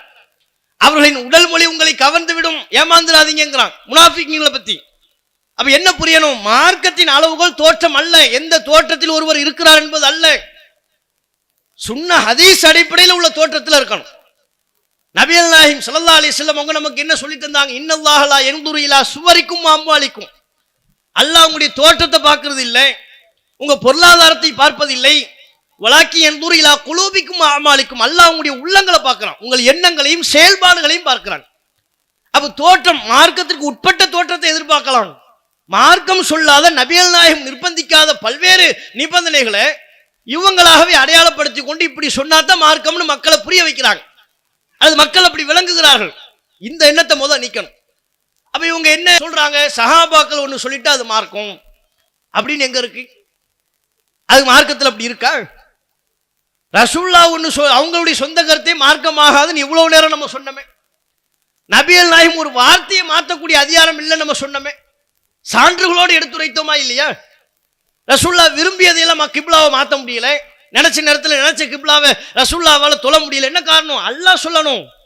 சட்டம் சொல்ல வேண்டியவன், மார்க்கத்தை எடுத்துரைக்கக்கூடிய இடத்தில் இருப்பவன் அல்லாஹ், இறைவன் மட்டும்தான். இறைவன் அல்லாத நம்ம எல்லாருமே, இறை தூதர்கள் முதல் கொண்டு நம்ம எல்லோருமே அல்லாஹ் சொன்ன பாதியில போய்கிட்டே இருக்கணும், அவ்வளவுதான். ரசூலுல்லாஹ் தானே சொன்னாங்க, இன்னத்தபிஉ இல்லாமா யூஹா இலைய, எனக்கு எது வஹியாக அறிவிக்கப்படுகிறதோ அதைத்தான் நான் பின்பற்ற வேண்டும். நபி சொல்லிட்டாங்க. அல்லாஹ்விலிருந்து அருளப்பட்டதை பின்பற்றுங்க நமக்கு சொன்னாங்கல்ல, அது மாதிரி நபிகள் நாயகம் சொல்றாங்க, நான் எதை தெரியுமா பின்பற்றணும்? அல்லாஹ்விலிருந்து எனக்கு எது வஹியாக அல்லாஹ்வின் புறத்திலிருந்து அறிவிக்கப்படுகிறதோ அதைத்தான் நானே ஃபாலோ பண்ணி ஆகணும்ங்கிறாங்க. அப்ப சஹாபாக்களுக்கு வஹி வருமா? நீங்க ஒரு சஹாபியை சொன்னாலும் சரி, 100 சஹாபியை சொன்னாலும் சரி, 1000 சஹாபாக்கள், லட்சம் சஹாபாக்களை சொன்னாலும் அவங்க நபிகள் நாயகத்தின் பேரால் ஒன்றை சொன்னால் அதுதான் மார்க்கம். ரசூலுல்லாஹ் சொன்னாங்க அப்படின்னா மார்க்கம், ரசூலுல்லாஹ் செய்தார்கள்னா மார்க்கம். ஏன்? நபி தொடர்புடையது, வஹி தொடர்புடையது. வஹி தொடர்புல இல்லாம ரசூலுல்லாஹ்வை டச் பண்ணாம அவங்களா சுயமா தங்களுடைய சொந்த கருத்துக்களை சொன்னால், அது ஒரு சஹாபி சொன்னாலும் சரி, 1,00,000 சஹாபாக்கள் சொன்னாலும் சரி, அது எப்படி மார்க்கம்னு ஆகும்? அதுக்கு எப்படி நீங்க அல்லாஹ்வுடைய மார்க்கம் என்கிற அந்த அந்தஸ்தை கொடுப்பீங்க? அது அவர்களுடைய சொந்த கருத்து. சொந்த கருத்து குர்ஆனுக்கு சரியா இருக்கான்னு பார்க்கணும். குர்ஆனுக்கு நெருக்கமா இருக்கா?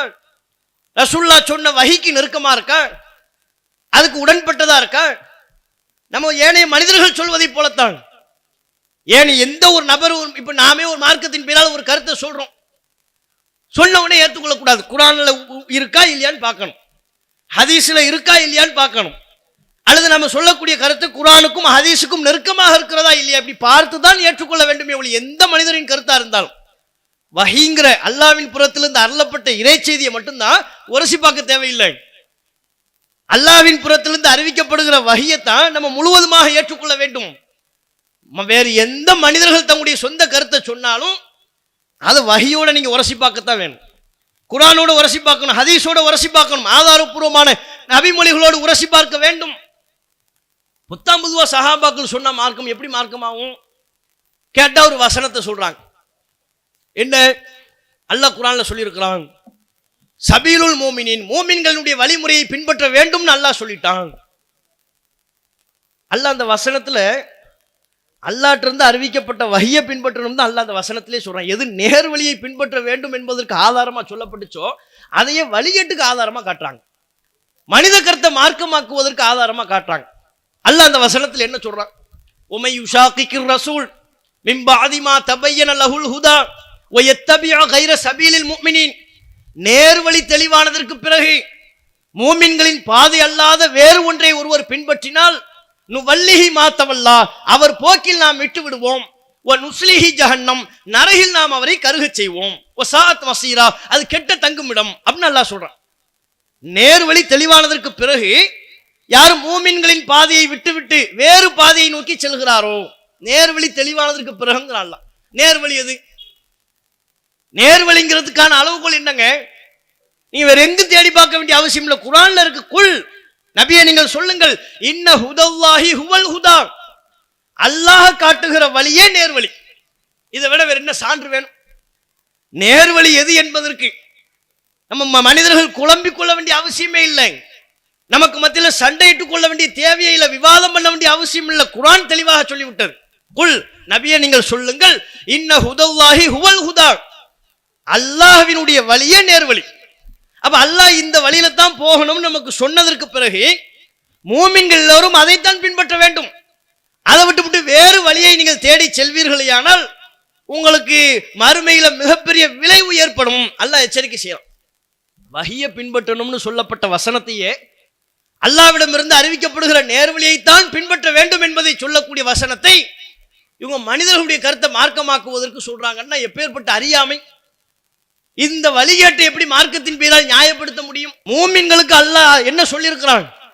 மா கான லி முஃமினின் வலா முஃமினத்தின் இதா கலல்லாஹு வ ரசூலுஹு அம்ரன் ஐயகூன லஹுமுல் கியரத்து மின் அம்ரிஹிம், அல்லாஹ்வும் அல்லாஹ்வுடைய தூதரும் ஒரு காரியத்தில் தீர்மானித்து விட்டால் அல்லாஹ் முடிவெடுப்பான்.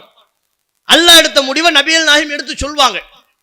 அதில் இறைவன் ஒரு தீர்மானத்தை எடுத்து விட்டால், ரசூல் ஒரு முடிவை எடுத்து விட்டால், அதில் சுய விருப்பம் கொள்ளக்கூடிய அதிகாரம் நம்பிக்கை கொண்ட எந்த ஆணுக்கும் இல்லை, பெண்ணுக்கும் இல்லை, மூமினான எந்த ஆணுக்கும் கிடையாதுன்னு. அப்ப அல்லாஹ் ரசூல் தான் மார்க்கத்தை நமக்கு சொல்லுவாங்க. அதுல சுய விருப்பம் கொள்ளக்கூடிய அதிகாரம் இவங்க என்ன செய்யறாங்க? மூமின்களுடைய பாதைன்னா சஹாபாக்கள் பாதை, அவங்க எல்லாம் எந்த பாதையில போனாங்களோ அதே பாதையில் நம்மளும் கண்ணை மூடிட்டு போகணும்ங்கிறாங்க. அது எப்படிப்பா? அப்படி யாருக்குமே அப்படி சொல்ல முடியாதே. சஹாபாக்கள் இல்லை, இமாம்கள் பெரியார்கள் யாருக்கும் அவங்க போன பாதையில தான் நம்ம போகணும்னு சொல்ல இயலாது. நம்ம எல்லோரும் அல்லாஹ் சொன்ன பாதையில போகணும். அல்லாஹ் தன்னுடைய தூதர் மூலமாக காட்டிய நேர்வழியில் பயணிக்க வேண்டும். மூமின்களுடைய வேலை அல்லாஹ் சொன்னதுக்கு சமீனா அத்தானா, கேட்டோம் கட்டுப்பட்டோம்னு சொல்லணும்.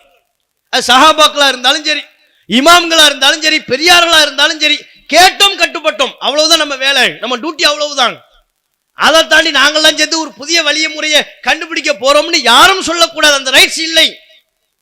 சஹாபாக்கள் அப்படி சொல்லவும் இல்லை, சஹாபாக்களுக்கு அந்த உரிமையும் இல்லை.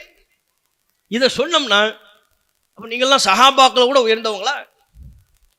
நீங்க உயர்ந்தவங்களா? சஹாபாக்கள் உயர்ந்தவங்களா? நீங்க சிறப்பானவர்களா? சஹாபாக்கள் சிறப்புக்குரியவர்களான்னு நம்மளையும் சஹாபாக்களையும் இப்படி ஒரு ரெண்டு தட்டில் வச்சு பேசுறாங்க. எங்களை ஏன்பா சஹாபாக்களோட ஒப்பிடுற? நாங்களாம் சஹாபாக்களோட ஒப்பிடுவதற்கு தகுதியானவர்களா கேட்கும். நாங்கள் என்றால் நாங்கள் மட்டுமல்ல, யாரும் இன்றைக்கு சமகாலத்தில் இருக்கக்கூடிய எவரும் நபித்தோழர்களின் காலத்திற்கு பிறகு அடுத்த தலைமுறை என்று அதற்கு பிறகு வந்த யாரும் சஹாபாக்களோட நம்மளை ஒப்பிடவே கூடாது. அவங்க ஈமானிய அந்தஸ்தில் எங்கோ இருக்கிறார்கள். இந்த மார்க்கத்திற்காக உழைப்பு செய்ததில், தியாகம் செய்ததில் எங்கோ உயரத்தில் இருக்கிறார்கள். எதுக்கு அவங்களோட நம்மளை போய் கம்பேர் பண்ற? நாங்களும் சஹாபாக்களும் ஒண்ணு நினைக்க நாங்க சொன்னோமா? சஹாபாக்களோட நாங்க தான் சிறந்தவர்கள் சொன்னோமா? மார்க்கத்தில் யார் யாருக்கு என்ன சிறப்புகள் சொல்லப்பட்டதோ அதைத்தான் எடுத்துரைக்கிறோம். சொல்ல போனால் சஹாபாக்களுக்கு உண்டான சிறப்பை பற்றி அல்லாஹ் சஹாபாக்களுக்கு என்ன சிறப்பை கொடுத்தானோ அதை எடுத்து சொல்ல மட்டும்தான் நம்மளால முடியுமே தவிர அதில் மறுக்கக்கூடிய அதிகாரம் நமக்கு இல்லை. உங்களுக்கும் எனக்கும் இருக்கா? அதை மறுக்கக்கூடிய அதிகாரம் இருக்கா? அல்லாஹ் கொடுத்தது அந்த சிறப்புகள் தான். அப்ப அல்லாஹ் ஒருவருக்கு சிறப்பு கொடுத்திருக்கிறாங்கிற காரணத்தினால, அல்லாஹ் அவங்களுக்கு உயர்வை வழங்கி இருக்கிறாங்கிற காரணத்தினால அவங்க பின்பற்றப்பட வேண்டியவர்களா எப்படி ஆகும்? மார்க்கத்தில் ஒவ்வொருவருக்கும் அல்லாஹ் ஒவ்வொரு சிறப்பை கொடுப்பான். தாய்க்கு அல்லாஹ் ஒரு சிறப்பை கொடுத்திருக்கிறான், தந்தைக்கு ஒரு சிறப்பு அல்லாஹ் கொடுத்திருக்கிறான். இந்த மார்க்கத்தில் பாடுபடக்கூடியவர்களுக்கு என்று அல்லாஹ் ஒரு சிறப்பை கொடுத்திருக்கிறான். சமுதாயத்துக்கு பாடுபடக்கூடியவர்களுக்கு என்று ஒரு சிறப்பு அல்லாஹ் கொடுக்கிறான். ஒவ்வொருவருக்கும் ஒரு சிறப்பு இருக்கிறது. அதுபோல் நபித்தோழர்கள் என்பவர்கள் இந்த மார்க்கம் வளர்வதற்காக பாடுபட்டவர்கள், தங்களுடைய வாழ்வையை இந்த மார்க்கத்திற்கு அர்ப்பணித்தவர்கள், இஸ்லாம் வளர வேண்டும் என்பதற்காக தங்களுடைய ஒட்டுமொத்த வாழ்க்கையும் அர்ப்பணித்தவர்கள். அவங்களுக்கு அல்லாஹ் பல சிறப்புகளை கொடுக்கிறான். யார் யாருக்கு அல்லாஹ் என்ன சிறப்பு கொடுக்கிறானோ அதை கேட்டுக்கிட்டு போயிட்டே இருக்கணும். நம்புறதுதான் நம்ம வேலை. அந்த சிறப்புகள் அல்லாஹ் கொடுத்தாங்கிறதுனால இவருக்கு அல்லாஹ் ஒரு சிறப்பை கொடுத்திருக்கிறான், இவருக்கு அல்லாஹ் ஒரு சிறப்பை கொடுத்திருக்கிறான்னு அவங்கள பின்பற்றுவது நமக்கு வேலை இல்லை. நம்ம தாயை நம்ம பின்பற்ற முடியுமா? நம்ம தந்தையை நம்ம பின்பற்றலாமா? அவங்க மார்க்கத்தின் அத்தாரிட்டியா? அவங்களுக்கு இல்லாத சிறப்புகளா? நம்ம தாய் தந்தையருக்கு அல்லாஹ் சிறப்புகளை கொடுக்கலையா? சீன் கூட சொல்லக்கூடாதுன்ட்டானே. அவங்க மனது நோகும்படி எந்த ஒரு வார்த்தையும் பேசக்கூடாதுன்னு அல்லாஹ் சொல்லியிருக்கிறானே. முதுமையில் அவங்களை விழுந்து விழுந்து கவனி என்று அல்லாஹ் சொல்கிறானே. அப்ப ஒவ்வொருவருக்கும் அல்லாஹ் சிறப்பை கொடுப்பான். அந்த சிறப்பை நம்ம நம்பணும், அந்த சிறப்பை ஏற்றுக்கொள்ள வேண்டும். அதனை தாண்டி அந்த சிறப்பு வழங்கப்பட்டதாலேயே அவங்களை பின்பற்றணும் என்று ஆகாது. பின்பற்றுவதற்கு அது அத்தாரிட்டி ஆகாது. வஹியை மட்டும்தான் பின்பற்றணும். அல்லாஹ் குர்ஆன்ல ரொம்ப தெளிவா சொல்றான், வமல்லம் யஹ்கும் பிமா அன்ஸலல்லாஹ், அல்லாஹ் அருளியதை கொண்டு யார் தீர்ப்பளிக்கவில்லையோ. மார்க்கம்னு ஒரு சட்டம் சொல்றியா? பின்பற்ற வேண்டிய கருத்து என்று நீ ஒன்றை சொல்கிறாயா? அல்லாஹ் அருளியதை கொண்டுதான் நீ தீர்ப்பளிக்கணும். வமல்லம் யஹ்கும் பிமா அன்ஸலல்லாஹ், யார் அல்லாஹ் அருளியதை கொண்டு தீர்ப்பளிக்கவில்லையோ ஃபஉலாயிக ஹுமுல் ஃபாசிகூன், அவர்கள் பாவிகள்.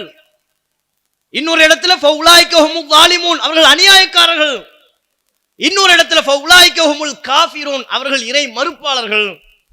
எப்படி அல்லாஹ் பயன்படுத்தக்கூடிய வார்த்தையை பாருங்க. தீர்ப்புன்னு சொன்னா அல்லாஹ் சொன்னதை சொல்லு, அல்லாஹ் அருளியதை கொண்டு மக்களுக்கு மத்தியில் மார்க்கத்தை பேசு. இமாம்கள் சொன்னாங்க, பெரியார்கள் சொன்னாங்க. ஒரு விஷயம் கூடுமான்னு கேட்டா இந்த மதுஹப்ல உள்ளவங்களும் சரி, இந்த நவீன சலஃபிகளும் சரி, குர்ஆன்ல இருக்கு, ஹதீஸ்ல இருக்கு, இப்படி சொல்றது கிடையாது. இமாம்கள் என்ன சொன்னாங்கன்னா, பெரியார்கள் என்ன சொல்லியிருக்கிறாங்கன்னா, முன்னோர்கள் என்ன சொல்லியிருக்கிறாங்கன்னா, இதுவா மார்க்கம் சொல்றது? அல்லாஹ் என்ன சொன்னா அதை சொல்லிட்டு போ. பிறை விஷயத்துல கேட்டு பாருங்க. நோம்பு எப்பங்க வைக்கணும், பெருநாள் எப்ப கொண்டாடணும்? தமிழ்நாட்டில் பார்க்கப்படுகிற பிறையா, சவுதி பிறையா, சர்வதேச பிறையா? சலபிகள்கிட்ட கேளுங்க, நவீன சலபிகள் இருக்கிறாங்க, அவங்ககிட்ட போய் கேளுங்க. ஒரு பதிலை மட்டும் வாங்கிட்டு வாங்க பார்ப்போம். ஒட்டுமொத்த சலபிகளும் சேர்ந்து ஒரே பதில சொல்லட்டும். காரைக்காலில் உள்ள சலபி அவரு ஒரு டைப்பா சொல்வார். அது நம்ம ஊர்ல எப்ப பிற பார்க்கிறோமோ அப்பந்தான் அப்படின்னு அவரு சொல்வார். அதுவே கன்னியாகுமரி பக்கத்தில் உள்ள சலபிகள்கிட்ட போனீங்கன்னு வைங்க, சவுதியில் எப்பவுமே அப்பந்தான். அதை கொஞ்சம் தாண்டி இன்னொரு கேரளா பக்கத்தில் உள்ள சலபி அவங்ககிட்ட போய் கேட்டீங்கன்னு வைங்க, உலகத்தில் எங்க பார்த்தாலும் ஏத்துக்கலாம். இன்னும் சில சலபிகள், நவீன சலபிகள், பிறை எதுக்குப்பா பாக்குறீங்க, கணிச்சிட்டு போங்கப்பா, அவங்கவுங்க ஆய்வு. உனக்கு உள்ளூர்ல பாக்குறது சரின்னு படுதா, ஏத்துக்கிட்டு போ. மக்காவில் எப்ப பாக்குறாங்களோ அப்பதான் ஏத்துக்கணும்னு தோணுதா, அதை ஏத்துக்க. உலகத்தில் எங்க பார்த்தாலும் கொண்டாடலாம்னு சொல்றியா, ஓகே, பிரச்சனை இல்லை, நோ ப்ராப்ளம். பிறைய நீ கணிக்கலாங்கிற ஹிஜ்ரா கமிட்டிங்கிற பேர்ல மூளை வறண்டு போய் ஒரு குரூப் இருக்குல்ல, 10 வருஷத்துக்கு அப்புறம் எப்ப பெருநாள்ங்கிறது இப்பவே காண்று தந்துருவாங்க. 10 வருஷத்துக்கு அப்புறம் உனக்கு எப்ப பெருநாள், எதுக்குப்பா சண்டை போடுறீங்க, எதுக்குப்பா பிறையை போட்டு தேடிக்கிட்டு இருக்கிறீங்க? இங்க ஒட்டுமொத்த ஜனமும் பிறப்ப தெரிஞ்சுச்சா இல்லையான்னு தேடிக்கிட்டு இருப்பான். அவன் கால்ரோட தெரிவான். 10 வருஷத்துக்குரிய கால்று, 20 வருஷம், 30 வருஷத்துக்கு. அது 30 வருஷம் அப்புறம் எப்ப பெருநாள், எப்ப நோம்பு, எப்ப ஹஜ்ஜி பெருனா, எப்ப அரஃபாவுடைய நோம்பு வரும், எல்லாம் அப்ப இப்படி கணிக்கிறார்களா? அது உன்னுடைய, அது சரின்னு ஏத்துக்கிட்டு போ. இப்படி இது சரி இது தப்புன்னு சொல்லணும்ல. இதுதாங்க சரி மார்க்கத்தின்படி, குர்ஆன் வசனங்களின்படி, ஹதீஸின்படி இது சரி. மார்க்கத்தின்படி, குர்ஆன் வசனப்படி, ஹதீஸ்களின்படி இந்த நிலைப்பாடு தப்பு, அப்படி சொல்லணும். சலபிகள் சொல்லுவாங்களா, சொல்லுகிறார்களா? ஏமாத்திக்கிட்டு இருக்கிறாங்க. ஒரு சில அறியாமல் இருக்கக்கூடிய இளைஞர்களை தவறான வழிகேடான கொள்கையை நோக்கி இழுத்து சென்று கொண்டிருக்கிறார். அதான் பெரிய ஆபத்து. உங்க சஹாபாக்குடைய உயர்வு சிறப்பை எல்லாம் சொல்லி ஏமாத்தி உள்ள இழுத்து, இலங்கையில் உள்ள சில சலபிகள் இருக்கிறாங்க, தரிக்காவை நோக்கி இழுத்து கொண்டிருக்கிறார்கள், சூஃபித்துவத்தை நோக்கி இழுத்து கொண்டிருக்கிறார்கள், மதுஹபை நோக்கி இழுத்து கொண்டிருக்கிறார்கள். எந்த வழிகட்டிலிருந்து நம்ம திரும்பி வந்தோமோ அந்த வழிகட்டை நோக்கி இழுத்து கொண்டிருக்கிறார்கள் சலஃபிங்கிற பேர்ல. அது இமாம்களுடைய ஷாஃபி இமாம கூட நீங்க பின்பற்றுங்க, அதனால என்ன பிரச்சனை எழுதுகிறார்கள். இதெல்லாம் நம்ம போற போக்கில் சொல்லல, எல்லாத்துக்கும் ஆதாரம் இருக்கு. யார் யார் என்ன சொன்னாங்க என்பதற்கு சலஃபி என்கிற பேரில் இருந்து கொண்டு அவர்களுக்கு மத்தியிலேயே முரண்பட்டு பேசக்கூடிய பேச்சுக்கள், ஒரு சலஃபி இன்னொரு சலஃபியை பார்த்து நீ தான் வழிகேடர் என்று சொல்லக்கூடிய விஷயங்கள் எல்லாமும் ஆதாரங்களோடு இருக்கிறது. அப்ப தரிகாவை நோக்கியும் சூஃபித்துவத்தை நோக்கியும் மதுஹபை நோக்கியும் இழுத்து செல்வதற்குத்தான் இவர்கள் இந்த ஒரு வேடத்தை தரித்து கொண்டிருக்கிறார்கள். மனித கருத்தை மார்க்கமாக்கணும்னு போனா இதுதான் நிலைமை ஆகும். வஹீங்கிற அடிப்படையில் என்னன்னா அதான் நமக்கு பாதுகாப்பு. அல்லாஹ் சொன்னது மட்டும் தான்ப்பா, வேற எவன் சொன்னாலும் சரி, உலகத்தில் அவன் எப்பேற்பட்ட அறிஞனா இருக்கட்டும், எப்பேற்பட்ட சிறப்புக்குரியவர்களாக இருக்கட்டும், அவங்க சொன்னது மார்க்கமாகாது. எந்த அமைப்பு சொன்னாலும் மார்க்கமாகாது, எந்த ஜமாத்து சொன்னாலும் மார்க்கமாகாது. அல்லாவின் புறத்திலிருந்து அருளப்பட்ட வஹி, வேத அறிவிப்பு, அது மட்டும்தான் மார்க்கம் என்பதில் தெளிவா இருக்கணும். இதுதான் அடிப்படை. மனித கருத்தை மார்க்கமாக்கணும்னா அதை நம்ம மிகப்பெரிய வழிகட்டை நோக்கி அழைத்து சென்றோம். இன்னைக்குள்ள சூழலை பாருங்க, முஸ்லிம்கள் எந்த அளவுக்கு நசுக்கப்படுறாங்க, எந்த அளவுக்கு ஒடுக்கப்படுறாங்க. நம்ம வழிபாட்டு உரிமை பறிக்கப்படுகிறது. இந்திய நாடு ஒரு மதச்சார்பற்ற நாடு, ஜனநாயக நாடு. ஆனால் இந்த நாட்டினுடைய ஜனநாயக தன்மையை முற்று முழுவதுமா பறிக்கக்கூடிய வேளையில மத்திய பாஜக அரசு செயல்பட்டு கொண்டிருக்கிறது. இவர்கள் எப்ப 2014 ஆட்சி பொறுப்புக்கு வந்தாங்களோ அப்போதிலிருந்து தொடர்ச்சியா முஸ்லிம்கள் குறிவைக்கப்படுறாங்க. இவங்க எந்த சாதனையும் பண்ணல. இந்த 10 வருஷத்துல இவங்க பண்ண சாதனை என்ன? அவங்களே தேர்தல் நேரத்தில் பேசுவாங்க, பாபர் மஸ்ஜிதை இடிச்சிட்டு ராமர் கோவிலை கட்டிவிட்டோம், சொன்ன மாதிரி ராமர் கோவிலை கட்டிட்டோம். இது ஒரு சாதனை, அவங்க செஞ்ச சாதனை. காஷ்மீருக்குள்ள சிறப்பு அந்தஸ்தை நீக்கி விட்டோம், அவங்க சொல்ற சாதனை. முத்தலாக்கு தடை சட்டத்தை கொண்டு வந்து விட்டோம், அவர்கள் சொல்லக்கூடிய சாதனை. இதுவா இந்திய மக்கள் கேட்டாங்க? இந்திய மக்கள்லாம் ராமர் கோவில் கட்டுங்கிறது தான் அவர்களுடைய கோரிக்கையா இருந்ததா, அவருடைய தேவையா இருந்ததா? இந்திய மக்கள் எதிர்பார்ப்பது வேலை வாய்ப்பு, நாட்டின் வளர்ச்சி, உள்நாட்டு உற்பத்தி அதிகரிப்பு. இளைஞர்கள், கோடிக்கணக்கான இளைஞர்கள் வேலை வாய்ப்பு இல்லாம இருக்கிறாங்க, அவர்களுக்கு வேலை வாய்ப்பு வழங்கப்பட வேண்டும் என்று இந்த நாட்டின் மக்கள் எதிர்பார்க்கிறார்கள். அப்ப இந்த நாட்டையும் நாட்டு மக்களையும் வளர்ச்சி பாதையை நோக்கி அழைத்து செல்ல கடமைப்பட்ட மத்திய அரசாங்கம் முழுக்க முழுக்க மதவெறி அரசியலை செய்து கொண்டிருக்கிறார்கள். பாபர் மஸ்ஜிதை இடிச்சாங்க, அந்த நிலத்துல பள்ளிவாசலை இடித்துவிட்டு பள்ளிவாசலுக்கு சொந்தமான நிலத்துல கோவிலை கட்டினாங்க. என்ன ஆனது? அந்த கோவில் திறப்பையே பெரிய அரசியலாக செய்து அதோடு முடிந்து விட்டது என்று பார்த்தால் அடுத்தடுத்து முஸ்லிம்களுடைய பல வழிபாட்டு தலங்களை குறிவைக்கிறார்கள். இப்ப கிளம்பிட்டாங்க. கியான்வாபி பள்ளிவாசல், பள்ளிவாசலுக்குள்ள சிவலிங்கம் இருக்கிறது, கிளம்பிட்டாங்க.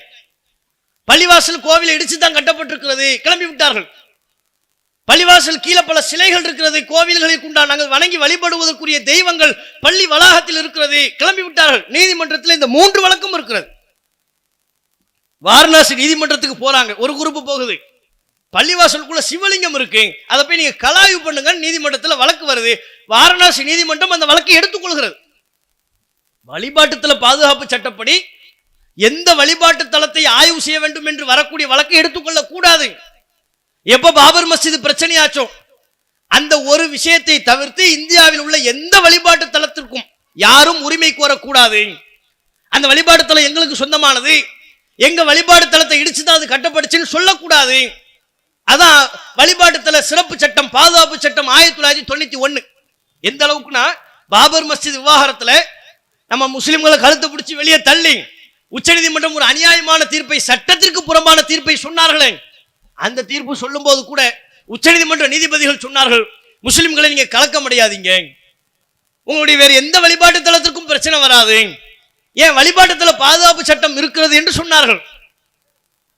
அது உங்களுடைய ஆலயங்களை எல்லாம் காக்கும் என்றார்கள், உங்கள் வழிபாட்டு தலங்களுக்கு அது அரணாக நிற்கும் என்றார்கள். நின்னுச்சா?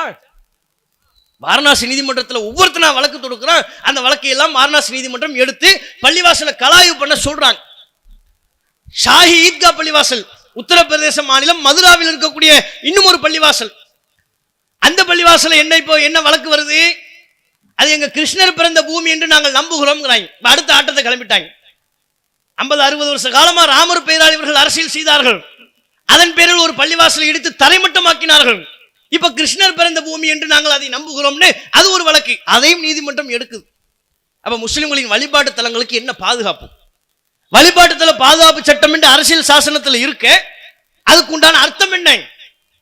நீதிமன்றங்கள் அந்த வழக்கை புறக்கணிக்க வேண்டாமா? அப்படி ஒருத்த மனு போட்டு வந்தானா அந்த மனுவை நிராகரிக்க வேண்டாமா? அதை செய்யல. மிகுந்த வருத்தத்திற்குரியது இந்த போக்கு. ஒவ்வொரு வழிபாட்டு தலங்களையா குறிவச்சு இவர்கள் செல்வார்களே, ஆனால் இந்தியாவை இது சுடுகாடா மாத்திரும். மக்களுக்கு மத்தியில் மதத்தின் பெயரால் மோதல் போக்கை உருவாக்குகிறார்கள். ஏதோ கீழ்மட்டத்தில் உள்ளவன் பேசிட்டு போறாங்கிற நிலை இல்லை. ஊபியில சட்டப்பேரவையில அந்த மாநிலத்தின் முதல்வர் பேசுகிறார்.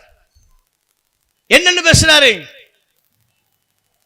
இல்ல அவங்க புராணத்தை சொல்லி, இதிகாசங்களை சொல்லி, ராமாயண வரலாறு எல்லாம் சொல்லி, நாங்க அந்த ராமாயண வரலாற்றில் கௌரவர்களுக்கு குறிப்பிட்ட நிலத்தை அளிக்க வேண்டும் என்று போராடினார்கள். அதைத்தான் கேட்டார்கள். 5 கிராமத்தை கேட்டார்கள். நாங்க இன்னைக்கு அதையெல்லாம் கேட்கல. 3 வழிபாட்டு தலங்களை தான் கேட்கிறோம். 3 வழிபாட்டு தலம்னு வந்துட்டாங்க. ஊபியினுடைய முதல்வர் பேசுகிறார், சட்டப்பேரவையில் பேசுகிறார். ராமர் கோவில் கட்டப்பட்டதை பற்றி அவர் பேசும் பொழுது, ராமர் இப்போது மிக மகிழ்ச்சியாக இருக்கிறார், கூடிய விரைவில் கிருஷ்ணரும் மகிழ்ச்சியை அடைவார் அப்படிங்கிறாங்க. சட்டப்பேரவையில் ஒரு மாநிலத்தின் முதல்வர். அப்படின்னா என்ன அர்த்தம்? ராமர் இப்போது மகிழ்ச்சியாக இருக்கிறார் என்றால் என்ன பொருள்? பள்ளிவாசல் இடிச்சாச்சு, அந்த இடத்துல கோவிலை கட்டிட்டோம், இப்ப ராமர் மகிழ்ச்சியா இருக்கிறாரு, கூடிய விரைவில் கிருஷ்ணரும் மகிழ்ச்சியாக இருப்பார் என்கிறார்கள். அப்படின்னா என்ன? கிருஷ்ண ஜென்ம பூமி என்று நாம் நம்பக்கூடிய இடத்தில் ஒரு பள்ளிவாசல் இருக்கா, அதுவும் தரைமட்டமாக்கப்படும் என்கிறார்கள். சொல்லாமல் சொல்கிறார்கள். அந்த இடத்திலையும் கோவில் வரும் என்கிறார்கள்.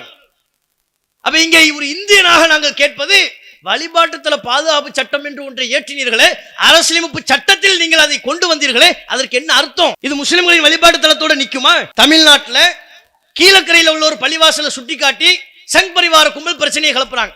அந்த பள்ளிவாசலுடைய தூணை பாத்தீங்களா? கோயிலில் உள்ள தூண் மாதிரியே இருக்கு பாருங்க. பள்ளிவாசல போய் போட்டோ எடுத்து அதை பேஸ்புக்ல ஏத்தி, பள்ளிவாசலுடைய தூணை பாருங்கள், கோயிலில் உள்ள தூண் போலவே இருக்கிறது. கீழக்கரையில் உள்ள இந்த பள்ளிவாசலையும் ஆய்வு செய்ய வேண்டும் கிளம்புறாங்க. பாருங்க, அப்ப என்ன அர்த்தம்? மனிதர்களை எப்படி மாத்துறாங்க? எல்லாம் கடப்பாரியோட சுத்துங்கிறாங்க. மதத்தின் பெயரால் சண்டை போடு, மோது, கடப்பாரியோட சுத்து. ஒவ்வொரு பள்ளிவாசலும் கீழே தோண்டி பாரு, கீழே என்ன இருக்குன்னு பாரு, மேல என்ன இருக்குன்னு பார்க்க கூடாது, கீழே என்ன இருக்குன்னு பாரு. உன் கோயிலுடைய சிலை இருக்கிறதா? இருந்தால் உரிமை கொண்டாடு, அந்த பள்ளிவாசலை இடிக்கும்படி போராடு, அதுக்காக வேண்டிய ரத யாத்திரை பண்ணு. எப்பேற்பட்ட மத வெறுப்பை இன்றைக்கு தூண்டி கொண்டிருக்கிறார்கள். இது இந்திய நாட்டிற்கு அழகானது கிடையாது, ஆரோக்கியமானது அல்ல. இது மிகப்பெரிய ஆபத்தில் கொண்டு போய் விட்டுவிடும், இந்த நாட்டையே நாசமாக்கி விடும். ஆகவே இதை தடுக்க வேண்டும் என்று இந்திய முஸ்லிம்களின் சார்பா இந்த ஜனநாயகத்தின் மீது நம்பிக்கை கொண்டவர்களாக, நீதிமன்றங்களில் உள்ள சட்டங்களின் மீது நம்பிக்கை கொண்டவர்களாக ஒரே கோரிக்கை, எல்லாருடைய வழிபாட்டு தலங்கள் பாதுகாக்கப்படும். அது முஸ்லிம்கள், இந்துக்கள், கோவில், சர்ச்சை பேதம்லாம் கிடையாது. எல்லாருடைய வழிபாட்டு தலங்கள் பாதுகாக்கணும். அந்த பாதுகாப்பை உயர் நீதிமன்ற, உச்ச நீதிமன்றங்கள் உறுதி செய்ய வேண்டும். அதுதான் இந்த பேரணியினுடைய நோக்கம். இதையும் இந்த நேரத்தில் சொல்லிக்கொண்டு இப்படிப்பட்ட கருத்தை நம்ம பிற வெகுஜன மக்கள் மத்தியில் சொல்லணும். முஸ்லிம்களுக்கு இழைக்கப்படுகிற இந்த கொடுமைகள் எல்லாம் அவர்கள் எடுத்து சொல்லி, நாம எப்படி குரல் கொடுக்கிறோமோ இந்த அநீதிக்கு எதிராக, அநீதிமிக்க ஆட்சியாளர்களுக்கு எதிராக, அவர்களையும் இந்த ஜனநாயக குரலில் பங்கெடுக்க வைக்க வேண்டும். அப்போதான் இந்திய நாட்டில் ஜனநாயகம் உயிர்ப்போடு இருக்கும், மதச்சார்பற்ற தன்மை உயிர்ப்போடு இருக்கும். இந்துக்கள், முஸ்லிம்கள், கிறிஸ்தவர்கள் அனைத்து மக்களுக்கும் மத்தியில் நல்லிணக்கம் பேணப்படும். அந்த நல்லிணக்கத்திற்கு உத்வேகம் அளிக்கக்கூடிய, உறுதி செய்யக்கூடிய விதத்தில் நம்முடைய செயல்பாடுகளை அமைத்துக் கொள்வோமாக என்று கேட்டு என்னுடைய உரையை நிறைவு செய்து கொள்கிறேன். அஸ்ஸலாமு அலைக்கும் வரஹ்மத்துல்லாஹி வபரகாத்துஹு. இஸ்லாம் மற்றும் சமுதாய செய்திகளை அறிந்து கொள்ள தமிழ்நாடு தௌஹீத் ஜமாஅத் யூடியூப் பக்கத்தை உடனடியாக சப்ஸ்கிரைப் செய்து கொள்ளுங்கள். மேலும் பெல் பட்டனையும் கிளிக் செய்து கொள்ளுங்கள்.